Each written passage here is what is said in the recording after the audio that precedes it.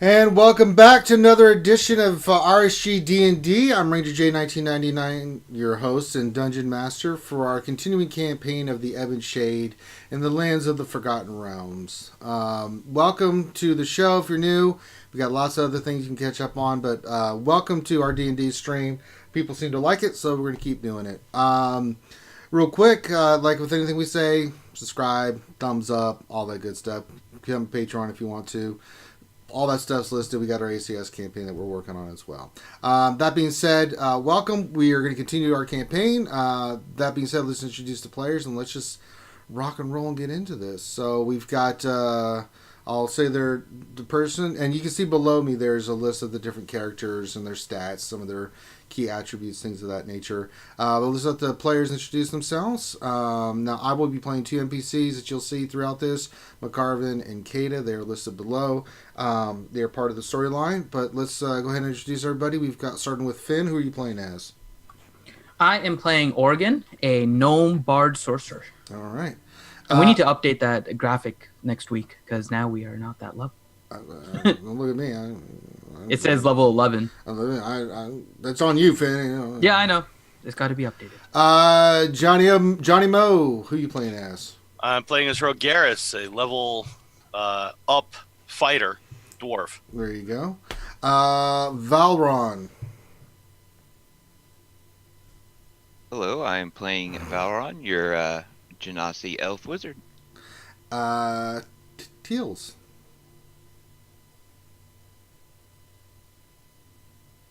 Teals. Sorry, unmute. Hi, playing Celestia. What off druid? All right. Grim, are you there? He who is Grim?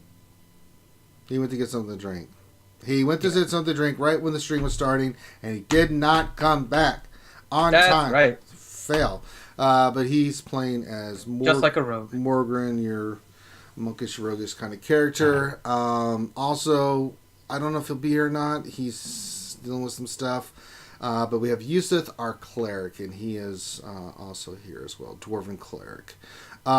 So that makes up the party. Did I miss anybody? I think that's it, right? Everybody? Yes? Good? Okay, let's rock and roll. And recap. So, last week, after infiltrating the Cult of the Dragon, having a big epic fight that saw one of the party members die, the group rushed back. They resurrected him. He came back. It was decided that the characters needed to build up themselves. And certain key heroes, characters from the Forgotten Realms, were tasked with training each of the characters and their chosen path, and to make them ready for what the heroes are all considering a huge upcoming fights that are going to be happening with the Cult of the Dragon and other things that are going on. So they all went on their different paths. Oregon got the Bard of Shadowdale, Storm Silverhand, as his personal mentor. She is there at their keep in Abril, training him in the ways of being basically a battle bard, a sorcerer, and a leader. And he also picked up his own Fern. So he has his own new companion. I did. Yes, Morgan went with McCarvin to his monastery, where he was accepted into the Brotherhood of Old and has begun his training to become like McCarvin in the ways of Shadow and become a better fighter. So we discussed what happened with him. Valron, who had been resurrected, had been visited by Mistra, had become a chosen of Mistra, and then she tasked two of her grumpiest old farts to train him in the form of Mordenkainen and Elminster. Elminster hasn't been there that much, but Mordenkainen's been drinking his buttermilk and beating him on the head, trying to show him the best ways to not only be a chosen of Mistra, but to become a better mage. So not a better trainer in the world than to have those two basically pummeling his ass every day in magic and launching him all over the place. I mean, you see this every day, Oregon. You just hear boom, whee, as Oregon goes, or Valorant goes into the air and is defeated again by one of those two. Celestra, Yuseth, and Rogerus were sent to Gauntlgrim, the new dwarven stronghold under King Brunhar. And Yuseth, they had met up with Peikel and Ivan. Ivan is one of the captains of the guard and personal envoy to the king.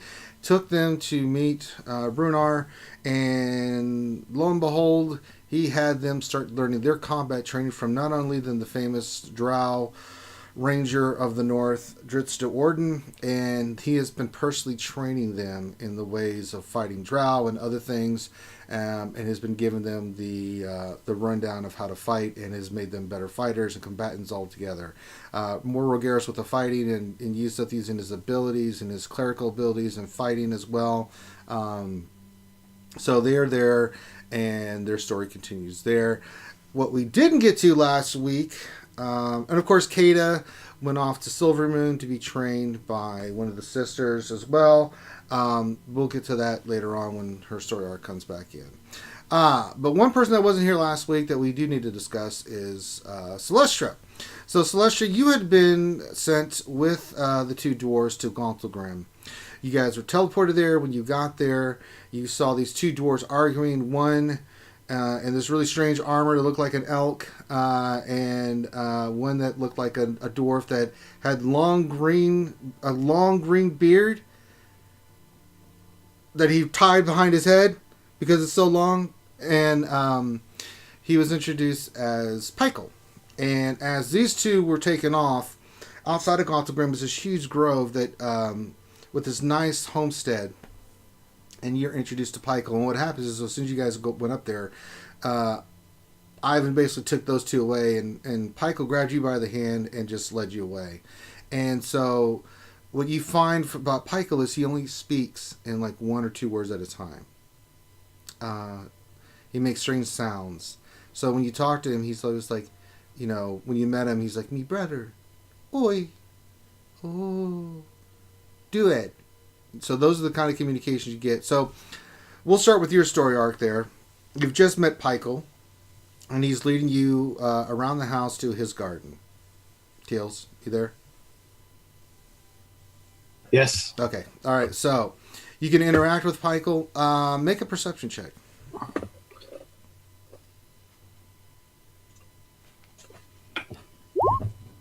$17. You hate this dwarf. Outlandish, wears white robes, green beard. One thing you get a sense from just looking at him as he's leading you into this garden, you get a very strange for you from a dwarf, a sense of attunement to nature that you've never felt before. And he leads you over to his garden, and he smiles up at you, and he's like, pretty. And he's beckoning you to check out his garden. Okay. I'll check out his garden. At the same time, just for giggles, I'll activate Speak with Plants off my staff for free. Sure. So when you activate, you see that these plants are some very exotic ones there, and they are the happiest plants you've ever seen. What do you want to ask them?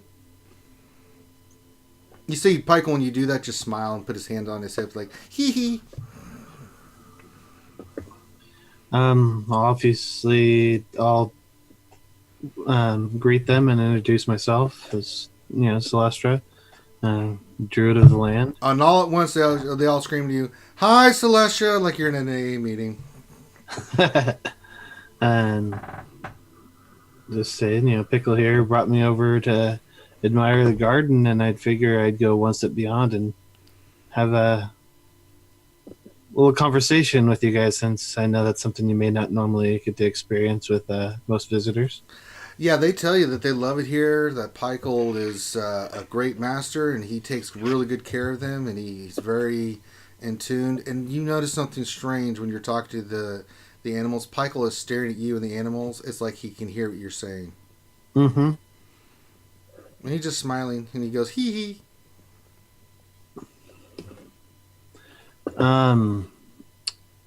Is it just for giggles? I'm gonna overlap speak with plants also with speak with animals and see if I can get any more talk out of Pykel and maybe see if he's more versed in something outside of common. He is not. I can tell you that right now. Okay.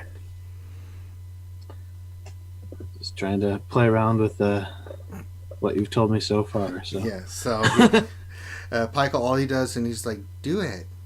He looks at you, and then he points at him and goes, "Do it." okay.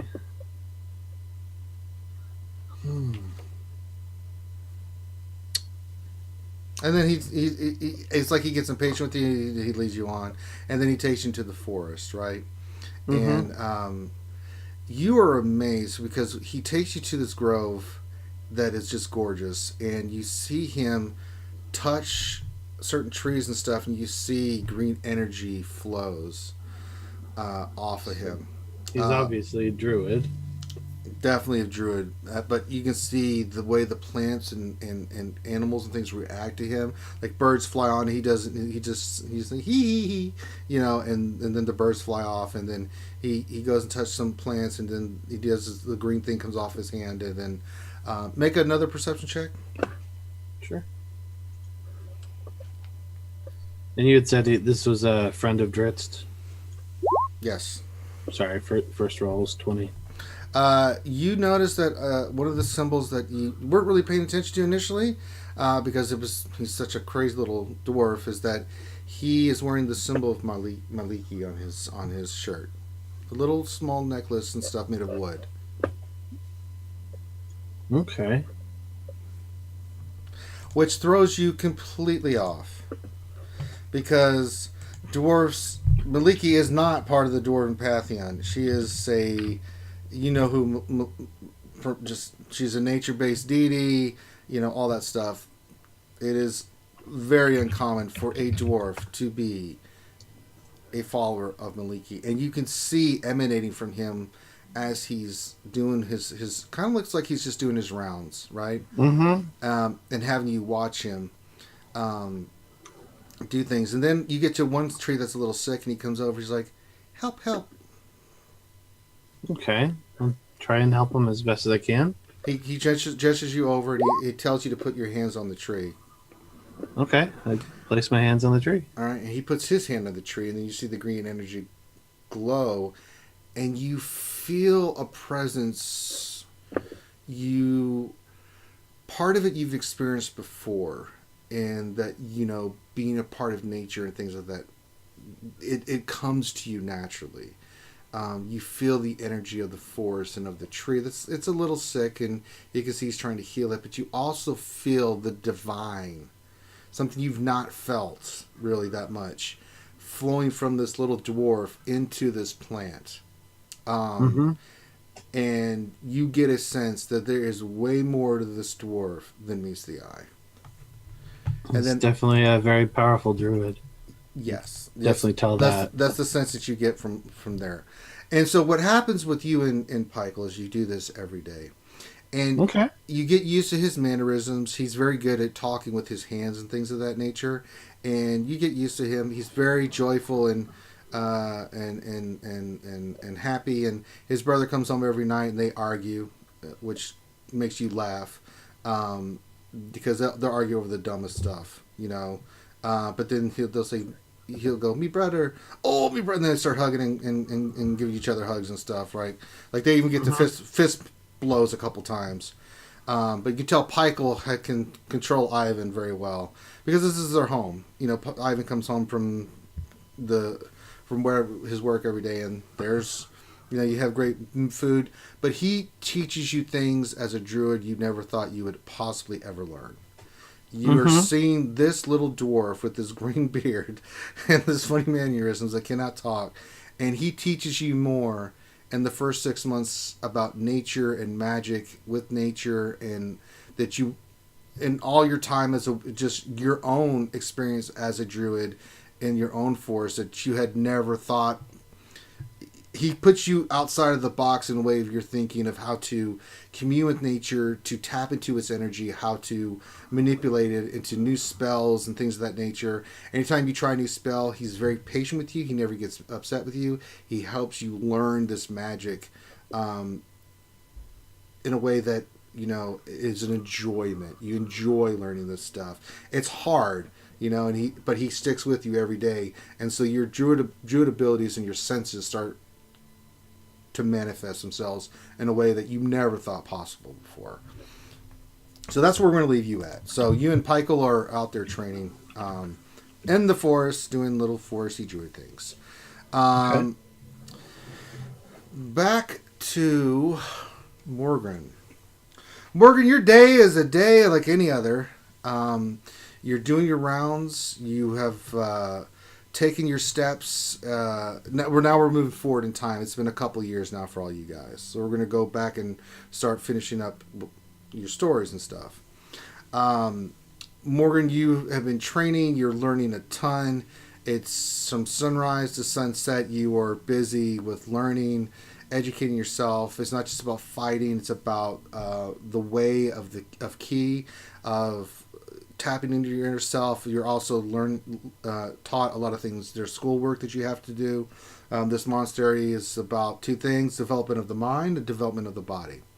That's their first purpose in this, which throws you off, but you pick up on it right away, that they're about learning and making themselves better. Then it's self-defense. Then it's their mission, which is to combat. That's what I came here for. Yeah, and so that's their three tenets: is development of the mind and body, self-defense, and thirdly is their mission, which is to combat evil in the world. You learn through their history, secrets and things about them that we won't discuss here. We'll do it offline. But you learn a lot of really interesting stuff about how long they've been there, their code, why there's different different types of monk training that goes on here, why they're so secretive, what their purpose is, and things of that nature. And then you start wondering what happened to McCarvin. You haven't seen him in nearly 2 years. You didn't question it because you have been running around with your head cut off because they have just been too busy to question it. They've been pounding you away, and you are kind of wondering. So you go to your master, who has now, because of the level you've attained, allows you to address him. It's not just master, but master Sho, SHO. He is a night elf, not a dark elf, a night elf. He's a moon elf. That's why he has the paler skin and the long black hair. And it comes up in conversations one day, and he's like, very well. And he takes you down a part of the monastery that you've never been to before. And as you get closer, you're going down like these winding stairs down below that are they're solid rock, and you're going down and down and down. Seems like forever. And then when you get to the door, it opens up, and then you see there's like a long hallway, and at the end of the hallway is these two doors of stone with runes on it you don't recognize, and there's latches, and there's actually two monks that are guarding the door. And he looks at you and he's like, you must prepare yourself for what you're about to see. Two things. I will explain everything afterwards. And two, do not react to anything you see. Do I have your word on this? Yes, master. All right. He leans you forward. The guards give him a nod. You see him take something like a key or something off of his, his pendant and stuff. Puts it in. He opens it. As soon as he does, he's kind of gestures you to back away. The stones, they don't open up towards you. They open up towards the thing, right? So they open up towards, and when you open up, it's just nothing but darkness. And as soon as the doors open,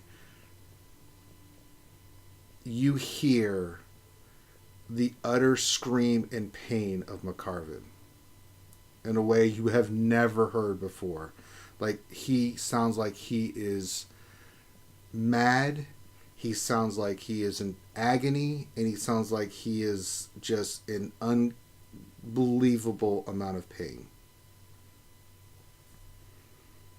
I look over at Master Show and raise an eyebrow. He doesn't look at you. He gestures you forward. You guys go into the darkness, and then the doors close behind you until you're in utter darkness, and all you hear is McCarvin screaming in agony and stuff, right? And then you hear him clap his hands, and two small lights go up. And what you see is that you're in this cavern on all sides. So you see there's a long walkway, narrow, and in the center is a big circle ring. And in the center, with his hands and legs bound and in the air, he's completely immobilized, and you see that his head has been covered up to here in some sort of device, and you hear him screaming, and just he's saying things that you do not understand at all.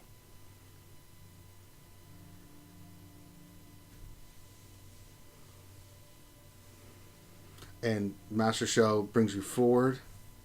You see him bow his head, kind of nudge you to bow. I follow suit.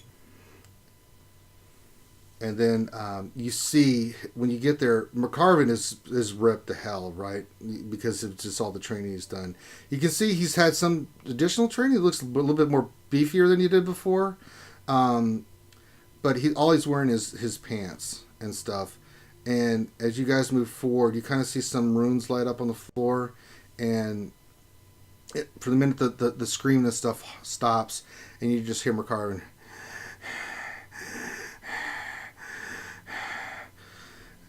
And Master Show moves you up a little bit closer, and he's like, Master McCarvin, are you with us? And you see him just deep breaths. He's like, yes, I'm here for the moment. I have brought your training person here to see you. You must have many questions there, my young learned friend. I do.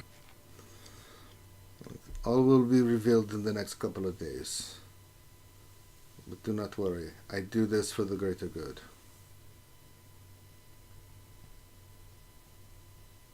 And I'm okay. That was my main concern. Well, make an insight check. Okay, insight. This is gonna be funny. Oh, wow, 19. Okay. With the 19, you're able to ascertain that he's lying his ass off. You get a sense this is a life and death scenario.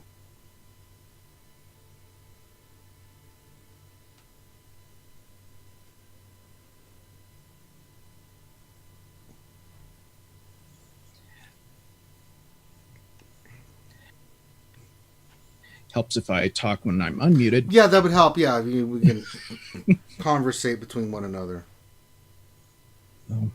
I say, be careful if you need me. I'll be here. I understand. Now go. And you see Master Show kind of leads you back. You guys walk backwards. The lights kind of you get to the point. The lights dissipate, and the door shuts behind him. And then you guys walk in silence back up the stairs, back into your training area. And then Master Show takes you to his office. You've been there a few times. You kind of acted up a couple times where he had to bring you in, like, not listening, kind of thing. Principal's office kind of visit. Detention again. Mm-hmm. You're supposed to behave yourself. He pours you both some water, and he gestures you to sit down, and he sits down in front of you. His office does not have a desk. It's got two places for you to sit on pillows, cross-legged. But he gets water for both of you, and he says, "So what are your the voice said, going back from McCartney, this guy's different. So what are your questions?" Yeah, I was going to say, Master McCarvin, is that you? What are your questions? What is happening to him? He has chosen two things. One, to become a battle master. And two, he is... Here at the Order, we have many powerful things that one can attain, but at a high cost. They will accept you, or you will die. And you must endure them. They must become a part of you, and you must become a part of them. And it drives people mad. Why we've taken the precautions that we did with him. What do you mean by them? The items are beyond powerful. They are items from higher beings that we have here, which we have used in the past. If someone has been chosen and has been able to use them, they've been able to use them for good. But you have to be worthy of them, and if you're not, then you die. And your master, my master, has chosen to endure this for a specific item.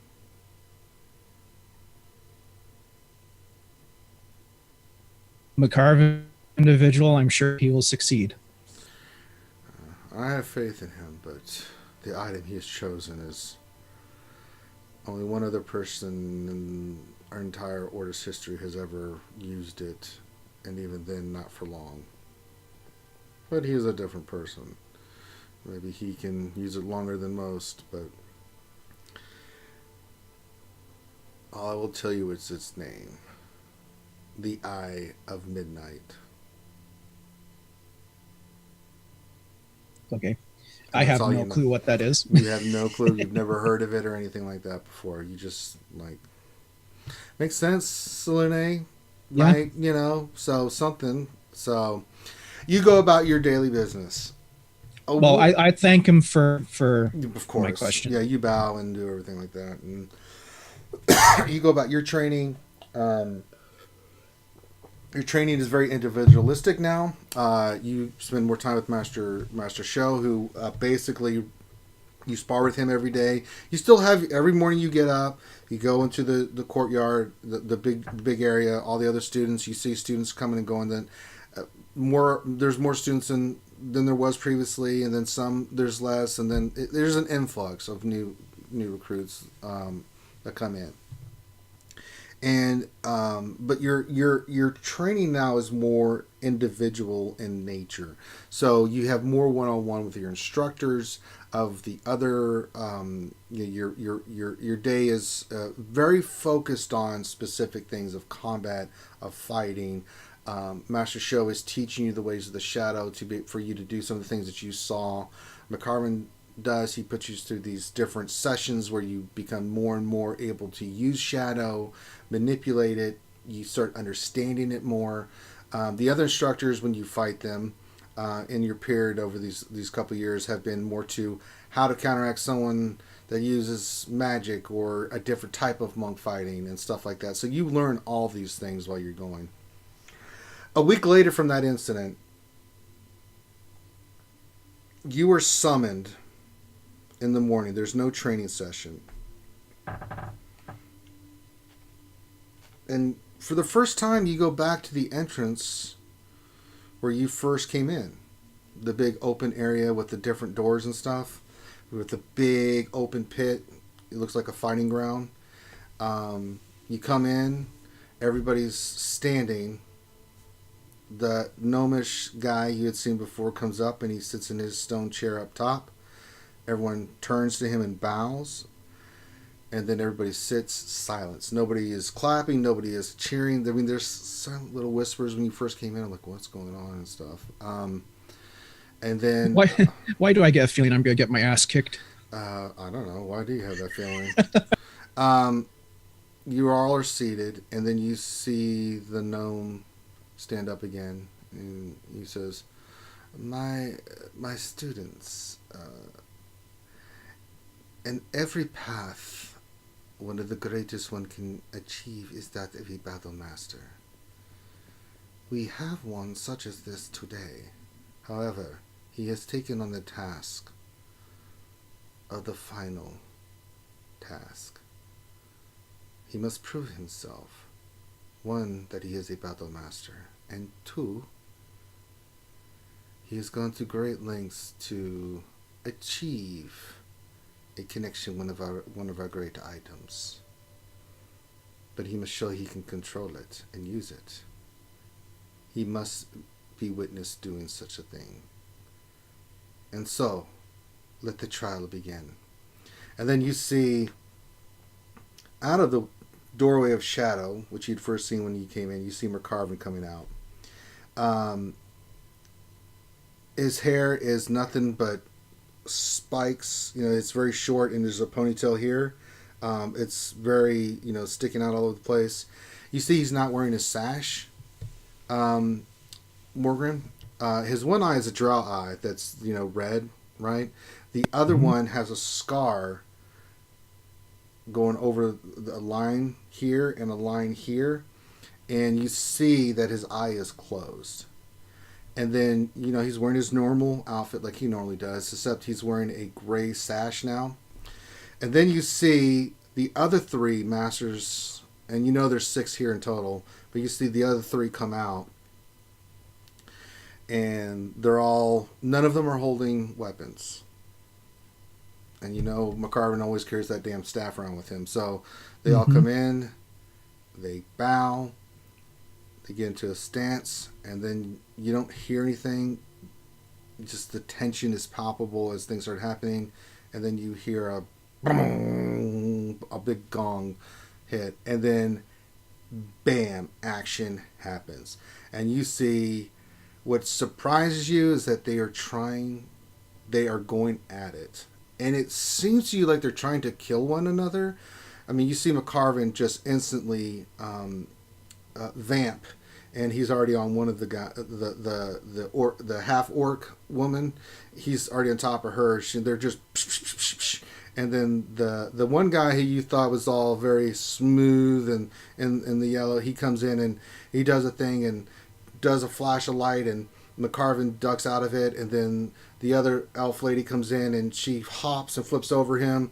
He immediately does a handstand, kicks up, kicks her, comes down, sweeps his legs around, sweeps one of the other ones. The other guy tries to hit, he blocks, he bends his way into position, and then you see something really weird. You just see his eye open, and you can't see what happens, but the guy freezes.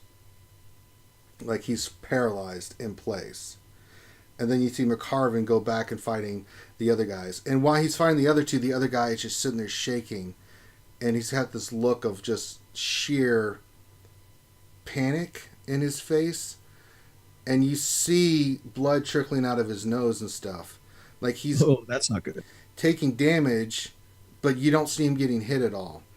And then you see McCarvin jump up against the other two, and then you see him put his hands together in some kind of gesture, and then you see 2 shadows come from beside him, and you see these 2 kind of silhouettes in the total shadow of McCarvin, and they go and fight those 2. And the other guy that had just, he collapses down and coughs. You see he coughs a little blood, and he looks at McCarvin and smiles, and then he starts going, and you see these 2 shadows fighting these other 2 masters as McCarvin's fighting this third one, and it goes on forever like this. And then just then, when it's getting ruthless and they're all beaten and bloody, because McCarvin takes some hits too. I mean, these guys are no joke, and he's getting his hits in, and it's basically 3-on-3 now, where it was 3-on-1. Just then, the gong slams us. You see McCarvin going in for a crazy punch to the ribs and stuff, and they all stop and freeze in place. And then they stop. And then they, wherever they're at, they look at each other, and then they bow deeply to one another. And then they all turn to face the master, and the master's like nods, and he stands up again, and he says, "Very well. You have done what few have ever done. We recognize Battle Master McCarvin." And you see the master bow in front of him, and McCarvin bows, and then for the first time, the whole place erupts. And then we see everybody's all happy and stuff. And then afterwards, you get done. There's a big feast afterwards and stuff. And you see McCarvin's up there. And if you want to talk to him, you can talk to him and stuff like that. You guys are in this big chamber where everybody's drinking and having a good time. It's a celebration. Oh yeah, I'll drink with them and say it's good to have you back. It's like, well, I don't. We need to talk about what happened before when it's a little bit more private. Well, I don't mind sitting. I had to endure a trial. He says, he points to his eye for this. I'm not going to show it to you because it could kill you. So no, I'm not going to show it to you. And he's keeping his eye very closed and stuff like that. He just smiles at you. But you know, and then McCartney was like, I don't ever want to do that again, ever. If I decide to do that, students, you're allowed to shoot me in the face with some kind of bow weapon. Well, I'll just make sure not to piss you off anymore. So like, please. And I'll chuckle. Yeah, so don't do that. So you guys are able to revel and we'll have a conversation. But you can see McCarvin's changed a lot. Some things you notice about him. He's not eating. He is drinking a little bit of wine, but food doesn't interest him at all. There's something about his nature and presence that just seems like off-putting. Not in a bad way, but in a good way, where it's like his essence, his nature, his key, and you're able to understand it. He looks the same. He looks like somebody from another realm, in the sense that he looks more, if I could put it into a word, celestial. It looks really strange to you. He looks like McCarvin. He acts like McCarvin. He talks like McCarvin, but it seems like he's reached this next level of being that you are studying for at this monastery. So it may be something you may want to ask him about in the future as well. Which I more than likely will. Yeah, and you see it more than anybody else because you've known him for so long. So you see that. So you guys go and celebrate and stuff, and everybody has a great time. Food is served, and you see all the masters around, and you see the Grand Master's he's drinking and he's just being silly. People are dancing, and he's in there dancing with the younger students and hopping around. It's a fun time for everybody. Back to Oregon. So in the time since we last left, and you've gotten Fern, the Bard of Shadowdale has taught you a great many things. She has led you into a pathway to become a better leader and a better tactician. She knows more in a day and can tell you more about warfare and fighting and things than you could ever believe. And your days are routine. It gets to the point though that she tells you one morning when you guys are sitting after your breakfast that she's like, it's time for you to step up. And you notice that Arklath appears, and he comes running. You guys go outside to the inside, and you see like these 40 soldiers on horses come riding up. And he gets off his horse. He's like, as you requested, ladies, Storm, I've brought them as ordered. She's like, well, good. I'm glad you did. And it's like, she gives him a look like you're supposed to do that. I told you to do that. It's like, and she's like, Master Oregon, I present to you your new 40 knights that you will now be in charge of. Thank you very much. I will do my best to make They're Knights of the Purple Dragon. You are now, of course, you are Sir Oregon. They are tasked with what you do normally, And if you want to run your inventory, Finn, you now have 50 knights at your disposal, along with the other members you had previously. You also have around the keep, you have about 15 guards that are guarding this area. This has become like a fortress. It's a way station outside of Arabelle for people to come in, rest, get stuff, trade. Your little area is picking up quite well. It is a place to get stuff before you leave out of this, back into wherever the unknown is, or when you're coming in, people can be checked and stuff like that. So your fortress of Ebon Shade has become a big hubbub station of things.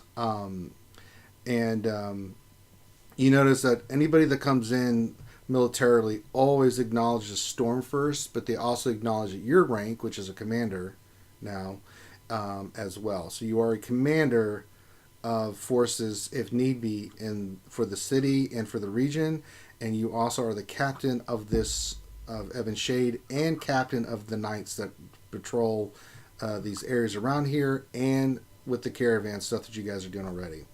At this time, Arklath comes up to you and he's like, "You've been a busy little man."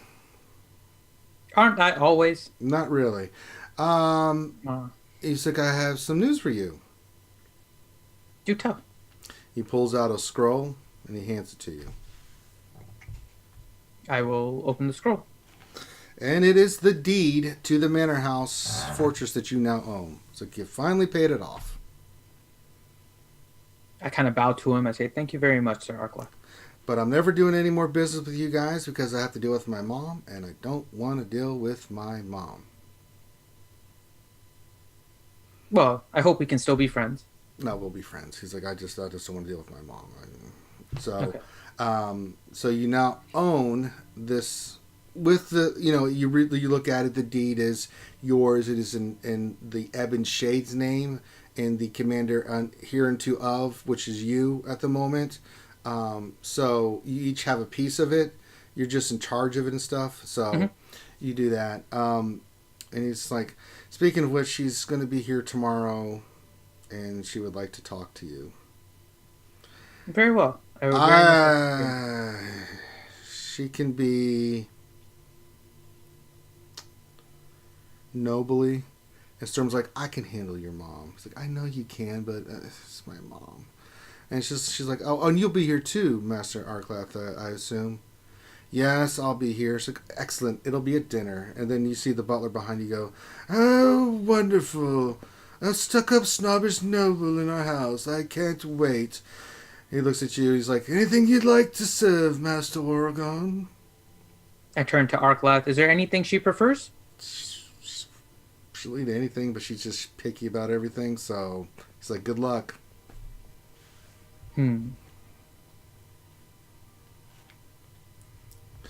I see. Whatever you think is fit for a noble. Oh, I see you're making great command decisions already.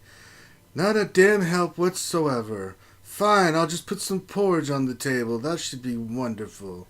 And then he just walks off. I give him a glare in order to try and intimidate him when he says that. He just looks at you like he's an old, crusty guy. You can roll intimidation if you can. He just looks at you like... I'm going to also say that's not what I told you to do. 21? He beat you. He rolled a natural 19. He just looks at you like... I love this butler. He rolled a 19, man. I can't... Master Oregon, you can stare at me like that all you want. Nonetheless, I will prepare a feast worthy of her ladyship. Thank you. And stop staring at me like that. And I stop. And then he walks off. And we'll say the next day she shows up in this huge... It's at night. It's going to be a quick dinner. It's going to be a dinner. This is something you have to get used to, is hosting nobles. Storm kind of tells you. So she pulls up into this very regal carriage. And you see Arklath gets out. He's dressed in finery. Amrun's there. She's dressed in a very nice, elegant gown. And you can tell she hates it. But... it looks really good on her, so she's playing the part. They get off, and then you see this very regal, attractive, middle-aged, in her 50s, but very nice complexion, long black hair that's been, tied up and put in a certain way, very nice dress, and she comes up, and she's like, "Arklath, are you going to hold my hands?" He's like, "Oh, yes, mother." And he holds her hand, and she comes over, and he's like, "May I present to you my mother?" He goes through all the finery and stuff like that, and then it's like, "May I present this is Master Oregon, commander of the. He starts sprouting off all your things, and then he does say, and also may introduce. And Storm is wearing a very simple outfit. She's wearing not a dress per se, but she's wearing very nice robes for her station and stuff. And he goes, "May I present Lady Delicastle, my mother, to Lady Storm, blah, blah, blah." That's not her name he goes by here, but, I'm just for introduction's sake. And then you guys go in and, she comes over to you and she's like, "It's a lovely thing you've done with my home, Master Oregon. Thank you very much, Lady Delicastle. Although I don't like the colors. Who picked it for you?" Well, I had some decision in all of these. "Oh, indeed. I would have gone a different route. You know that my grandfather owned this keep, and I didn't want to sell it, but my son insisted that I give it over to you. Tell me about yourself, Master Oregon. Where do you hail from?" I hail from a little area of gnomes. It is called... Hold on, give me a second here, because I gotta remember where it was in my story. 1 second. No, I put it in here. New Zealand. No, it's not New Zealand. It's not New Zealand, Grim. You're on time out. I know. Damn it, I had it in here. Where is it? You don't even know where you're from. What is going on? It's a past that I choose not to remember. Oh, how droll. Well, what can you tell me about yourself, or have you forgotten all of it? No, I have not. You see Arclet just roll his eyes and just put his hands in the air like, "Oh, here we go." I am. You hear Arcleth and Armor go like, "Where's the wine?" "Over here, Miss Arcleth." Then and you guys go in and you guys sit down, and she's still talking to you, and you guys sit down for the first course, which is, everybody freshens up, and you have a little small salad and wine that you start off with, a white wine, and she's like, "So tell me more about yourself. Obviously you don't know where you're from, but what have you been doing all of this time?" Well, I've basically been surviving. I'm a performer by nature, and so I traveled. Really? I love a good performer. What's your favorite instrument? A lute. Well, perhaps you'll perform for me later on. Of course. And it seems you've been granted the rank of knight and commander of this area now. Yes, ma'am. And I hope to show my worth of this title.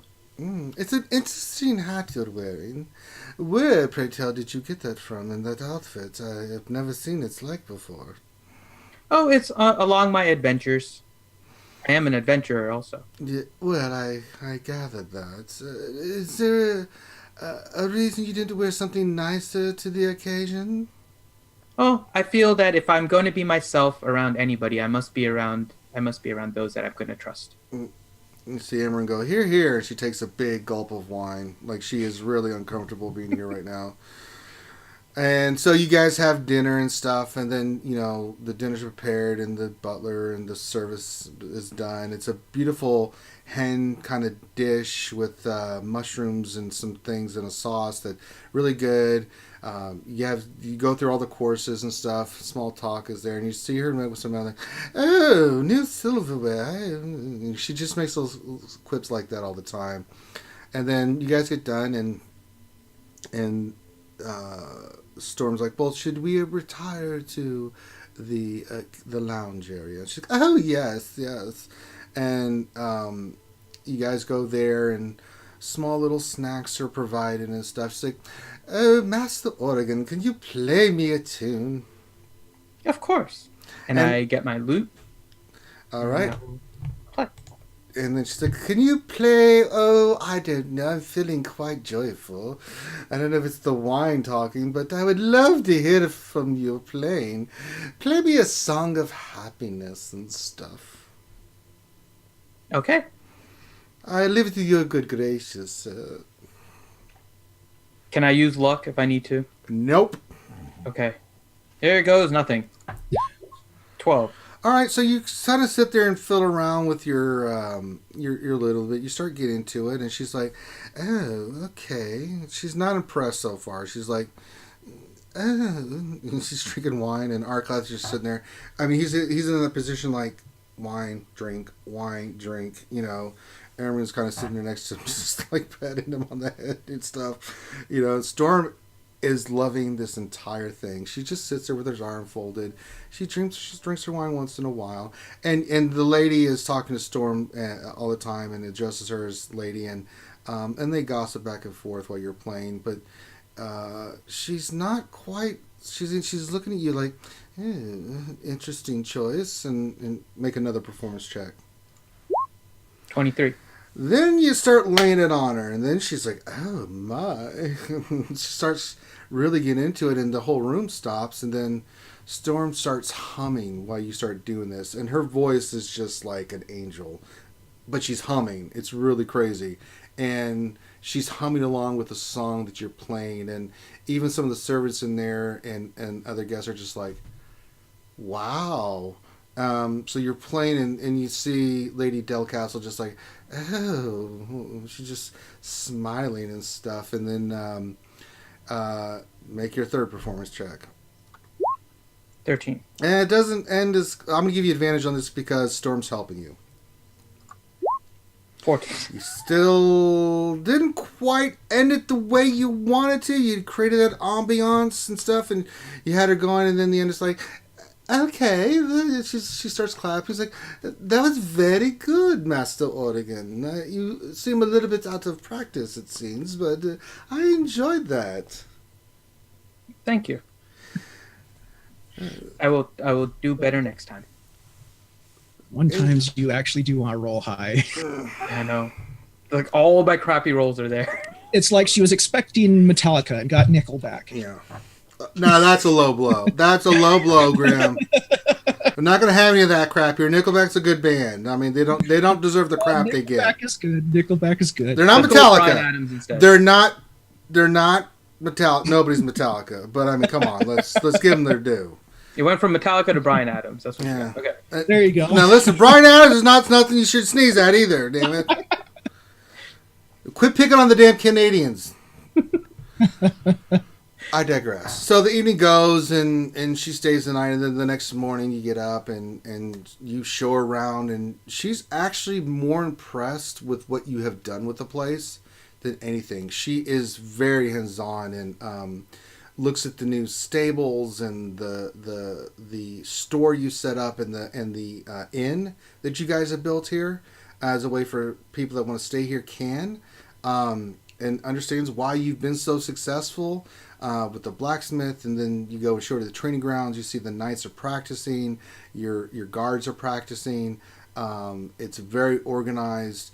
You show around the manor. You can see a lot of the restoration that's been done here from her days when she lived here as a small child, and she shares stories like, "Oh, I remember once at this tree," and you keep looking over at Arclath and Amrune. They want to murder somebody, but they listen patiently as she goes, "And I remember the days I would have in this library. I could tell you so many stories about my childhood here." On and on and on. Eventually, though, it gets to where she's like, "Well, I've seen enough. It's time for me to depart." And then you guys are leaving. She's getting back in her carriage, and everything's being loaded back up. She's like, "I did enjoy myself, Master Oregon. Could you do me a favor and please make sure that this place stays intact, would you?" Yes, I will do this for you. "Oh, very well." She holds out her hand to you like a lady does. I will take her hand and kiss it. "Oh, he actually kissed my hand. Etiquette requires that he just bows his head. Oh, my." And she just walks into the carriage flustered and stuff, and then they leave. Does she look back? No, she doesn't look back. If she looks back, I was going to wink. That's what I was No, she doesn't look back. And then Arclath kind of gives you the elbow. He's like, "Smoothie." And then you see him like literally unbuckle his thing and just like literally start throwing some stuff off. Like, my God, I hate that. Amber's like, I know. Like, that woman, I love her. She's my mom. I can't. He starts going off. I need some wine. And he starts asking for the butler. Yes, sir. I need wine right away. He goes running. Hey, she's better than Bella at that twin emporium. You don't know. You haven't got to know Bella. No, I'm saying that anyway. I know, but Storm goes, huh? Bella is more to her than you know. She doesn't like me. She doesn't like a lot of people, but that's just her nature. But if you can get on her good side, she's quite the charming young lady. That's what McCarvin does. Oh, let's not talk about McCarvin. I've known that knucklehead for 100 years. And then you guys finally get a respite from all this chaos, and you guys change, and you go through your training, and you're sitting down and playing music like he normally does, and she just says, so what would you like to ask of me today? She always gives you a time in the day where you can ask questions, about anything you just covered or did, or anything that you want to know about. And these are one of those sessions, and you see the butler comes in. Hey, Lady Storm, present some water as requested. She's like, thank you. And she actually kind of touches his hand. He's like, oh, and he's happy. He's like, Master Oregon, can I get you something? He's actually in a good mood. Water too is fine. Oh, very good, sir. And he comes and gets you some water and stuff. And so she stops playing. She cross-legs. So, what can I answer for you today, my young student? Well, I now have a group of knights that are here. What would you recommend as their best use? It's not what I think, it's what you think. I'm not here to tell you what to do. You have to figure that out on your own. What would you think would be the best thing? What have you been tasked with of here late? Caravans, things of that nature. I mean, you guard the countryside and stuff, but is there anything else you had in mind for them? Well, do you know how these knights are chosen? They're Knights of the Purple Dragon. They're chosen through training and valor and proving their worth. Yeah, they're top-notch people. I can tell you my hesitance comes in the fact that... She's like, well, I mean, do you not know about the Dragon Knights? Oh, no. I know about the Dragon Knights. But trust in people is something that does not come to me very easy. She's like, well, I can understand that, but I always give trust, and then if it's returned, then I become loyal to the person, as long as they're trustworthy. And if they don't, then I get rid of them. Okay. I will try to go of that mindset. It works for me pretty well for the last 770 years. Okay. Anything else you want to know? Out of character, it's hard for me to know what else to ask since I've probably gone through a lot of the basic stuff with her already. Well, you can make it anything you want. And Finn, you asked me about wanted to ask her some other questions already, so this is out of character. If this is the time you want to ask her about the things you asked me you wanted to ask her, now's the time. I was trying to nudge you into that, and you just completely I know forgot. what you're talking about. Okay. And scene.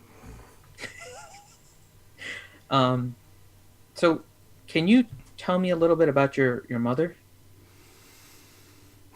Caught a lot, actually. What do you want to know?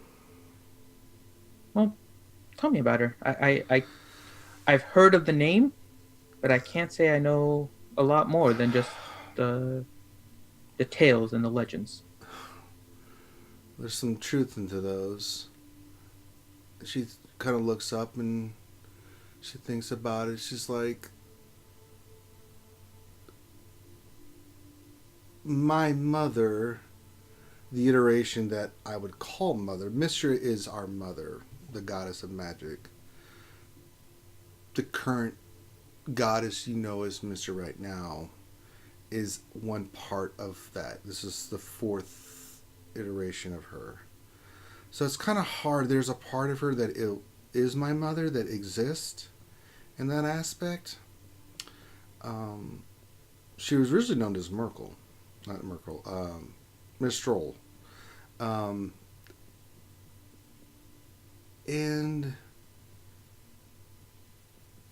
she decided she wanted to have people that she could trust with protecting the weave and things of that nature. So she had creating the Chosen that you've seen. But some of that backfired because some of the Chosen went mad. They became evil. And she decided that she wanted to have a direct connection with her Chosen. So she went on the path. I'm sure you know the stories. And me and my 7 sisters were created, and we have gone our separate paths. And there's not many of us left now.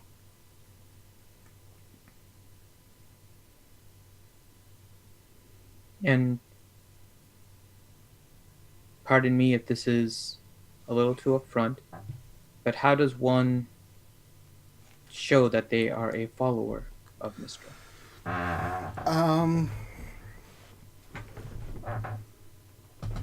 Protect the weave.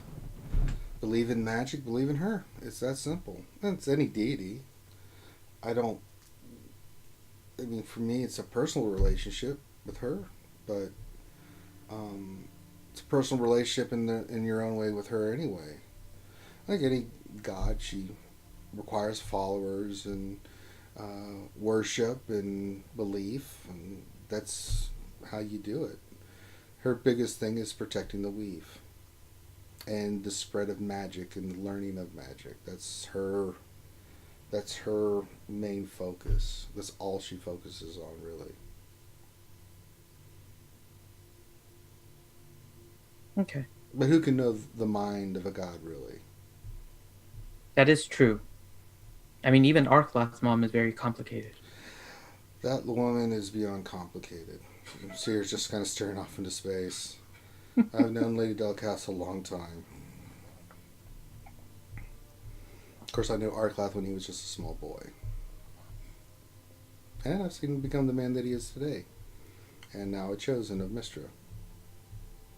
That's a story in its own sense.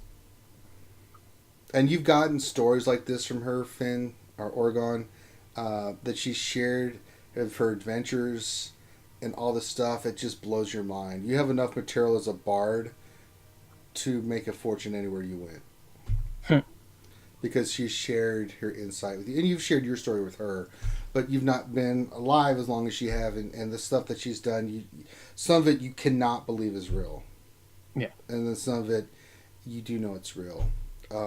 She does confide in you. You know, the loss of her sisters has hurt her a lot. You know that she still speaks to them, but there's only 3 of them left out of the 7. That the other 4 perished. Some of them recently. But she shares these stories with you, and you're just like, if you're a journalist, you'd be like, right. Okay, that happened. Who was that? Oh, that in that realm? Okay, that king? You know, so, you know she's gone by many different names, but you know that Shadowdale is her home. It's where she finds the most peace and comfort. Cormyr being nearby, she's taken a big heart to. She explains about the wars and why the wars happening in the east and gives you the laydown of the land.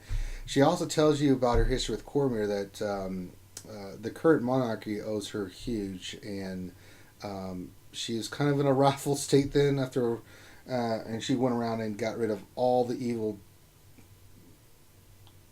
corrupt nobles throughout Cormyr.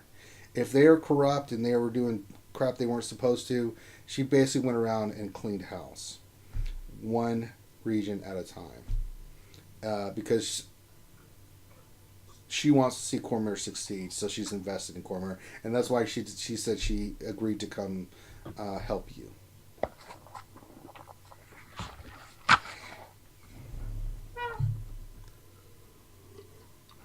Alright, anything else?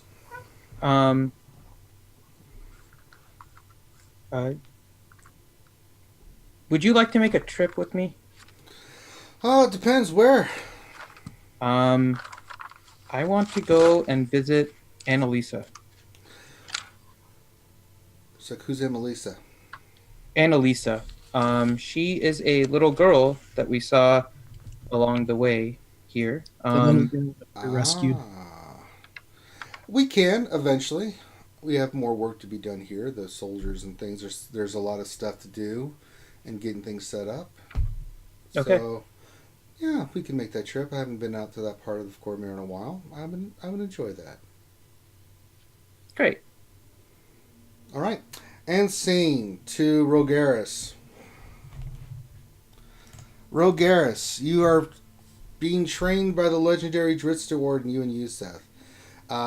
Your day consists of, for the first 6 months, of just you get up, you go fight Dritz for a long time, then you eat, and then you recover for the next day, where he comes in and he teaches you more stuff in combat than you could ever thought possible. You get a sense that his knowledge of fighting is incredible. Every time you think you've got him, he throws a wrinkle in that always catches you off guard. Just when you think you've got him, he's so slippery and sly that he gets you every time. And you and Yusef. But you guys become this well-oiled machine, and as a fighter yourself, you become really good. After about 6 months of this, just tells you one day that you guys are good, that the king has something else in plan for you, and he tells you to head to the great forges of Guantelgrim. And so you go down there. You're told to meet one of the forgers, and I had his name, and it just disappeared. So give me a second here. Now I have to go look for it. God. Damn it. Give me a second.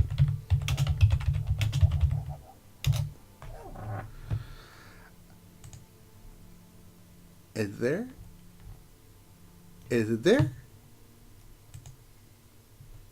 All right. Thank you. You're told to go see one of the guys that runs the forges, Von Meck. So the next day, Yusuf is doing his own thing. He's practicing his healing arts and stuff like that. There's a lot of work for him to do here because Gauntlgrim is on the front line of the Underdark, and you and him have actually gone on patrols and stuff. So he spends a lot of his time in the infirmary, learning, clerical things and medicine and things of that nature. So that's where his time is. And then you go down there and you meet Von Meck. And when you get there, Von Meck's like, "All right, the king said you were looking to craft something. Is that correct?" Yes. All right. Well, the first thing is you've got to be good at doing what you do, and that's the basics. And that's what he starts you off with, the basics. And you see the forges of Gauntlgrim, and you are just mesmerized. The setup in this furnace is crazy. I mean, there's giant dwarf heads where the actual substance is taken out and then it's forged, and you see all these crazy. Think of Lord of the Rings, Erebor, in the beginning where all that crafting was going on. You see that happening everywhere. And all he does is having you just hitting metal every day for 3 months. Learning how to shape it, how to use the hammer, the basics, right? The next 3 months, he teaches you a different thing of how to, sword making, and making weapons, and how to cool the weapon and beat it, and then cool it again and heating it up. And you do this over and over for armor and shields and stuff. And then the next 3 months, you learn how to inscribe runes into the armor and weapons and things, so you can do things with it. You can make it stronger. You can make it cut better. And then the last 3 months, he teaches you about how to imbue magic into an item, to where you can, with the dwarves, they can use runes and magic to create any kind of thing you want, through use of just simple things, but magic as well. And it's a special part of the forge, where they get the special metal from Megara, who produces all this molten. You just see molten ore everywhere, and they're able to craft items. And he's like, So after about a year and a half, you just of learning how to become a skilled artisan, right?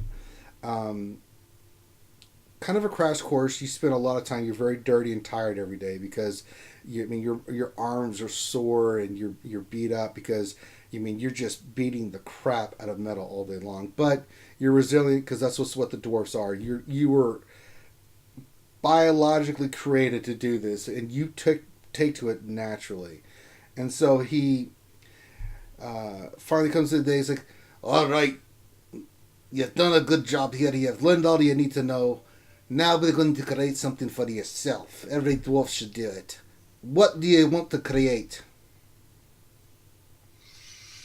And a shield. Yeah, and he's the dwarf. His appearance, he's always smudged. He's got a really long yellow beard, and he wears his helmet has a horn on both sides, but they've been broken off. One's a little bit longer, but it's broken off, and the other one's shorter, that's been broken off. They look like they were bull horns that have just seen battle and stuff. And he's got scars all over his face and arms and stuff. And he's like, "All right, a shield. And what kind of shield do you want to be creating?" A mithril shield that'll better protect me from magic. Mithril. It's a little bit harder to come by. But we can use steel and still do the same thing. The dwarf steel here is just as strong as mithril and better. All right. So you just want something to protect yourself? Well, protect me. I'm able to protect those around me already. And then something that really helps against magic. He thinks about it. He's like, "All right, let me look in my book here." Something that can protect my mind maybe from magic users as well. I don't think we'll be able to create that, but we can create something pretty cool.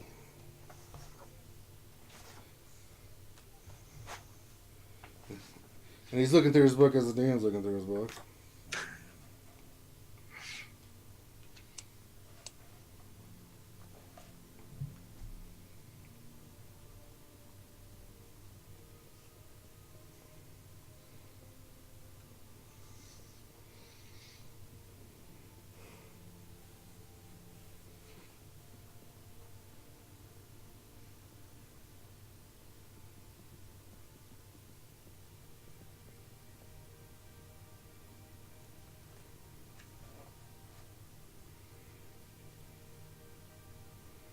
I was kind of thinking you were going to do a anti-elf comment there from the dwarf about mithril there for a second, because that's what elven chain is made from. Mithril's different in D&D. He's like, Well, we can't do any of that crazy brain stuff, but we could do something that could give you an advantage against spellcrafters when they cast stuff at you. Is that what you're looking for there, laddie? The spell guard shield? Yeah. Yeah, that's what I was thinking too. All right, let's do it. And so you and three other dwarves and him pull out a piece of metal and start beating the crap out of it, just to get its basic shape. I need you to roll a d20 and add your wisdom or intelligence. No. For this part, it'll be strength. This is going to be that's forming much the better. base. So give me a strength, just a strength check on this. And you have advantage because you are getting help from these guys on this. So just a strength check. 24. Right. Good job. So you're able to take the molten metal, you shape it and into the shield. You want a round shield, whatever kind of shield you want. Design. You have to tell them right now because they're shaping the metal and beating it into place into its basic form. You want a circle? Do you want one of those standard shields that you see? Something that's almost like a shorter tower shield. All right, so we'll do a short tower shield. So you start doing that, and so you're able to get the metal all set. And he's like, "All right, now you've got to check to see if you can get the proper edges and everything. So roll a dex check for me, please, with advantage."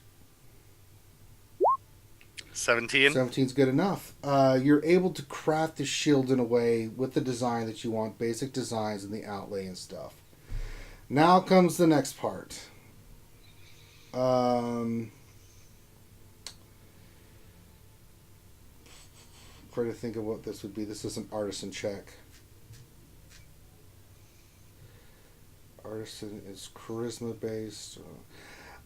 So the next part is you're going to start adding in the runes and stuff that you want. This is the finery of the shield. The shield's the basic outlines of the shield are done, right? This tower shield. Yep. You've got the basic shape. It's a great look. It's a good shield as it stands right now, but you're trying to take it to this next level. So you have to carve in the runes. So I want you to roll either wisdom. Well, let's do this dex as... I'm trying to think if this would be... It's going to be wisdom because you need to remember the runes and do it, stuff like that. So do me a wisdom check, remembrance, and give me advantage on that. 13. Thank God you had advantage. You're able to carve the runes in. Alright? And this is where he tells you it gets tricky. He's like, alright, laddie. I can't help you with this part. The runes are there, the shield's done, everything's been inlaid. And this is taking you guys a month at this point to do. This is how involved this process is. It's like, the next part is all of you, lad. And you know he's told you what to do. You have to say an incantation. You have to take this diamond dust that you have. And when you say the incantation, the runes will activate. Suck this in. You have to hold against the magic so it can get into the weapon. The runes will disappear, but this is what the magic works with the shield. He's like, all right there, laddie. This is all to you. So I need you to make a wisdom saving throw. I'll give you advantage because you are in Gauntlgrim. But he leads you to it. You take the shield. It's all done. You say the incantation. You throw the diamond dust in the air to activate the runes. Let's see what happens. Wisdom saving throw with advantage. 16 will do. So you rolled really well for this because with only a +1, that's, oh God. So when you throw the dust in the air, the runes you see glow and it burns your arm almost, right? It saps the strength from you. This is the part you know because you're making this a personalized shield for yourself. You have to imbue some of yourself in there as well. So the pain you feel is searing. You hold on to it. The runes activate. And then when you turn the shield around, they're gone. And you were able to withstand that. The ability to make sure you did everything correctly and were able to withstand the pain and just the sheer amount of magic that it took to do that. And that the dwarf guy comes peeking around the corner. Are you alive? I am here. Well done, lad. Well done indeed. He's like, let me see your work. And he takes his shield and he's looking at it and he's like, very fine craftsmanship. So, you now have a +1 shield, spell guard shield. Very cool. And that will give you advantages on any kind of saves against you.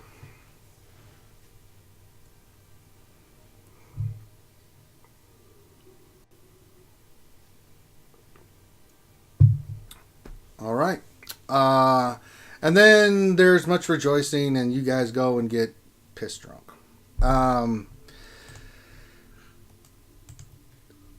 Back to you, Morgan. The day comes that you get up in the morning, you get ready for your routine. Master Show is there, and he doesn't say anything other than for you to come with him. Okay, I follow him. All right, so you go following him, and when he leads you back into the same chamber that you were before, and sitting there. Which one? The The big, entrance chamber. The big entrance chamber. Mm-hmm. And McCarvin is there. Standing there. Arms folded in front of him. Master Show brings you in. You all bow to one another. And he's like, Master, I brought him. And, you know, as you requested it. And then he leaves off. He's like, well, my friend, have you learned a lot here? More than I thought I would. Indeed. You know, we will be heading back soon. We are needed.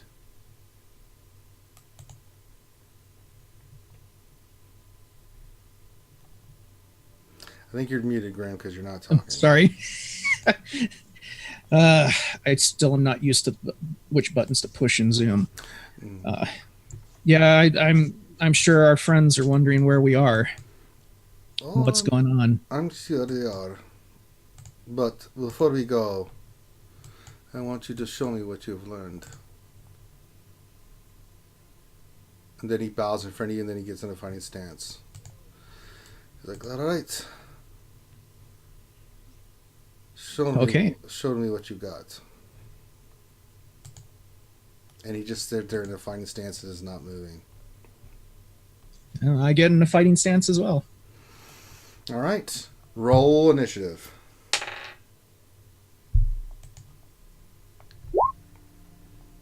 $18. He will probably go first. He does go first.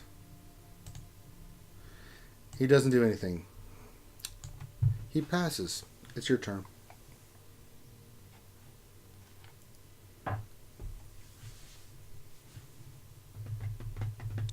I will start circling and hold my action. He doesn't move. The only subtle movement you see is his feet. He always keeps you in front of him, but he does not move from the spot he's in.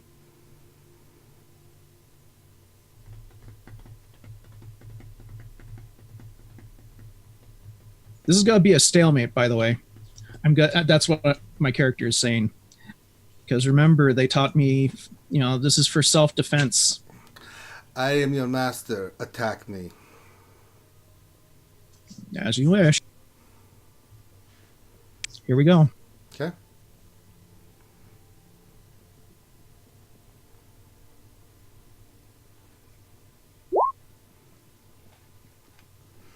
What are you trying to do?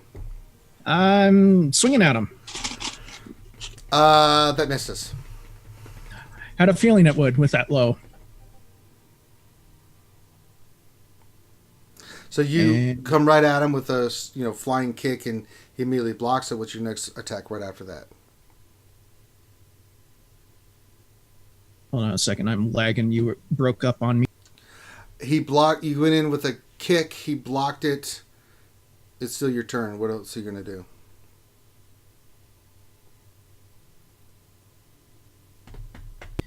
Might as well do the second attack. All right. What kind of attack are you doing? Tell me. Describe it. You went in with a let's front say- kick. What are you doing now to follow that? He blocked it down, and then what's your next attack? Let's just do a straight-on punch for now. All right. Standard straight punch. No. Yeah. So you go to kick, he blocks, and then you come up, and then he kind of turns and pushes your hand away. All right. Still your turn if you want to do anything. Oh, ignore that dice roll. I clicked the wrong button. Sorry. That's fine. That's fine.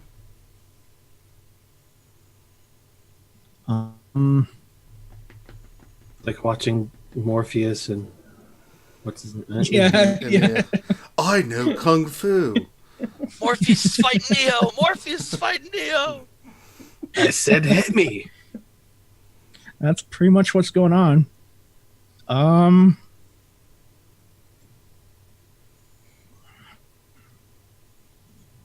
Let's see here. What can I do? You have any more attacks? You've done 2 so far, or 3. 1, 2, 3. Yeah. The one was that miss click. Oh, double click. Okay, so That's the end of my turn then. All right. As he blocks the second one, he kind of just pushes you, and he's like, "You're not going to beat me that way. Try. I know they taught you more than that here. Be creative. Think outside the box. You're not going to beat me on a straight fight. Show me what you have learned. And he keeps his arms crossed. He still has not moved from that point in the ring. Hold on 1 second.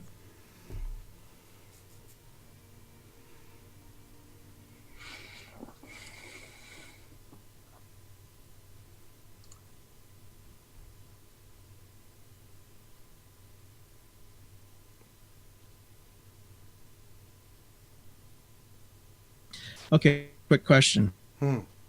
Minor illusion. Can I create what just like a picture of myself? Yes.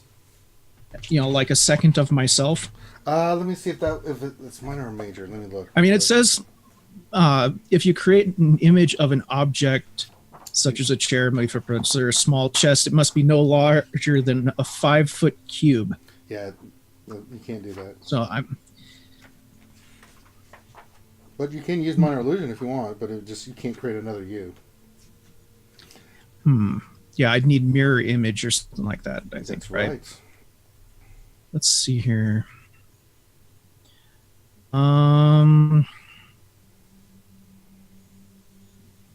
Darkness is not a good idea.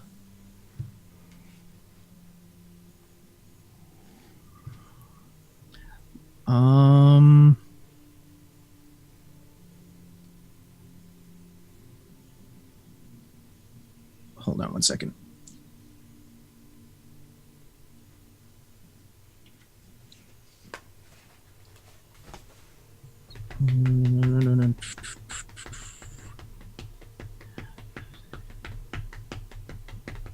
All I have really is just combat stuff. You're trying to prove to him what you can do. Do what you can, man.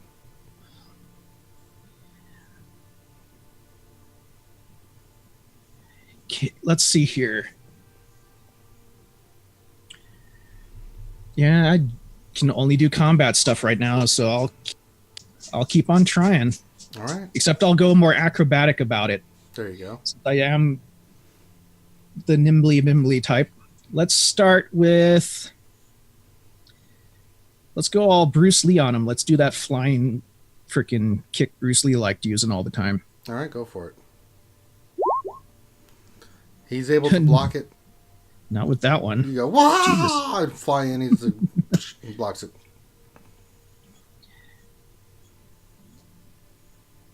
Let's see here. Let's do some acrobatics. Can I see if I can jump over him? Yes, make an acrobatics check. You 21. successfully jump over him. And so he's facing away from me now? Yeah, you have an advantage on your strike. Actually, I'll you go don't first. because you can't technically get advantage on him. So, but yeah. I'll go for a sweep. Okay, go for it. Roll the strike. Oh, Jesus. 17. He's able to just bend and dodge out of your attack as you do it. I mean, you look at press. You go for a kick. As you do, he blocks it. You use that momentum to flip over, land on the other side of him, and you go to give him a side thrust kick in his back, and he's able to turn with your kick and look at you.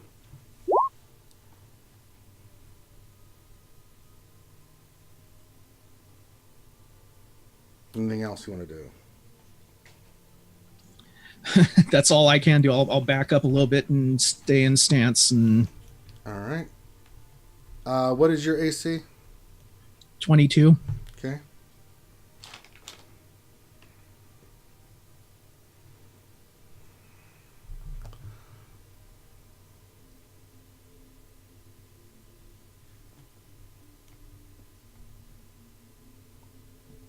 Is he going to do something? Oh, yeah, he's going to do something. Okay.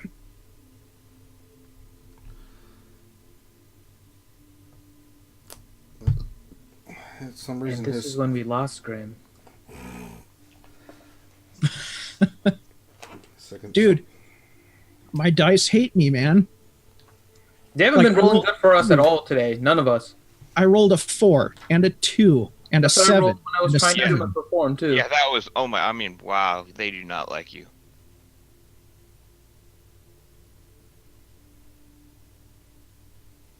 Yeah, I had a 4, a 3, and a 2 when I was doing the performance earlier. So Yeah. Roll the dice 20 were- is not on our side today. Nope. All right. He hits you for...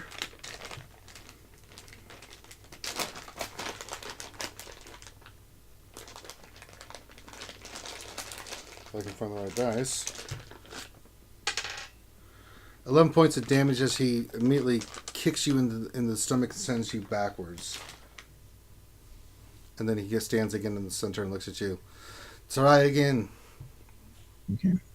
I'll go ahead and use my reaction for the what is it, uncanny dodge, I think it is. Yeah, Yes. uncanny dodge. Mm-hmm. So I'll take 6 instead of the All right. 1 through 5. Okay.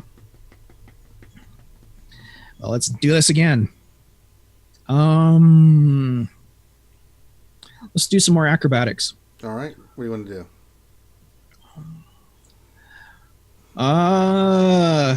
First I will.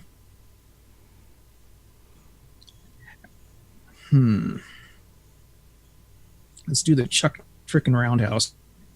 All right. Then I'll do some acrobatics Okay. with that. There you go. There you go. That will hit. Do you want me to roll damage? Yes. 'Cause- okay.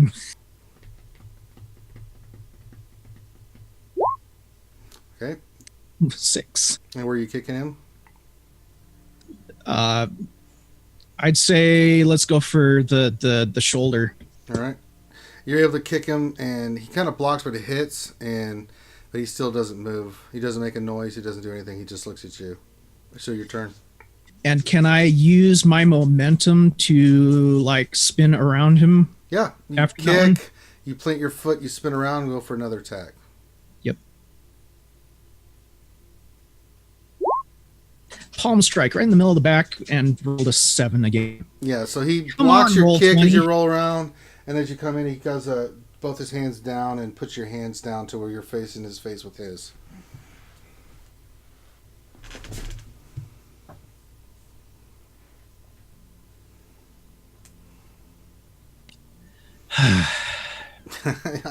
You're rolling like crap, Grim. I can't do anything about this. Roll 20, man. I know. I was hoping this would be a badass like all kung fu fight. It No, is, but hold on. It is. In your mind, you You gotta could have think, asked me for some buffs before you went in. Jesus Christ.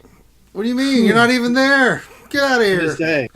Somewhere in the world, Celestia's like, I wonder if Grim's fighting McCarvin. I should buff him. It's like a tree appears and I teleport in now. Oh, wait, hold on a second. There is some stuff I could do. That It would be just thinking dawned on me. outside the box. I know. Celestia pops in. McCarvin looks at her like, oh, hell no. Kicks her through the tree.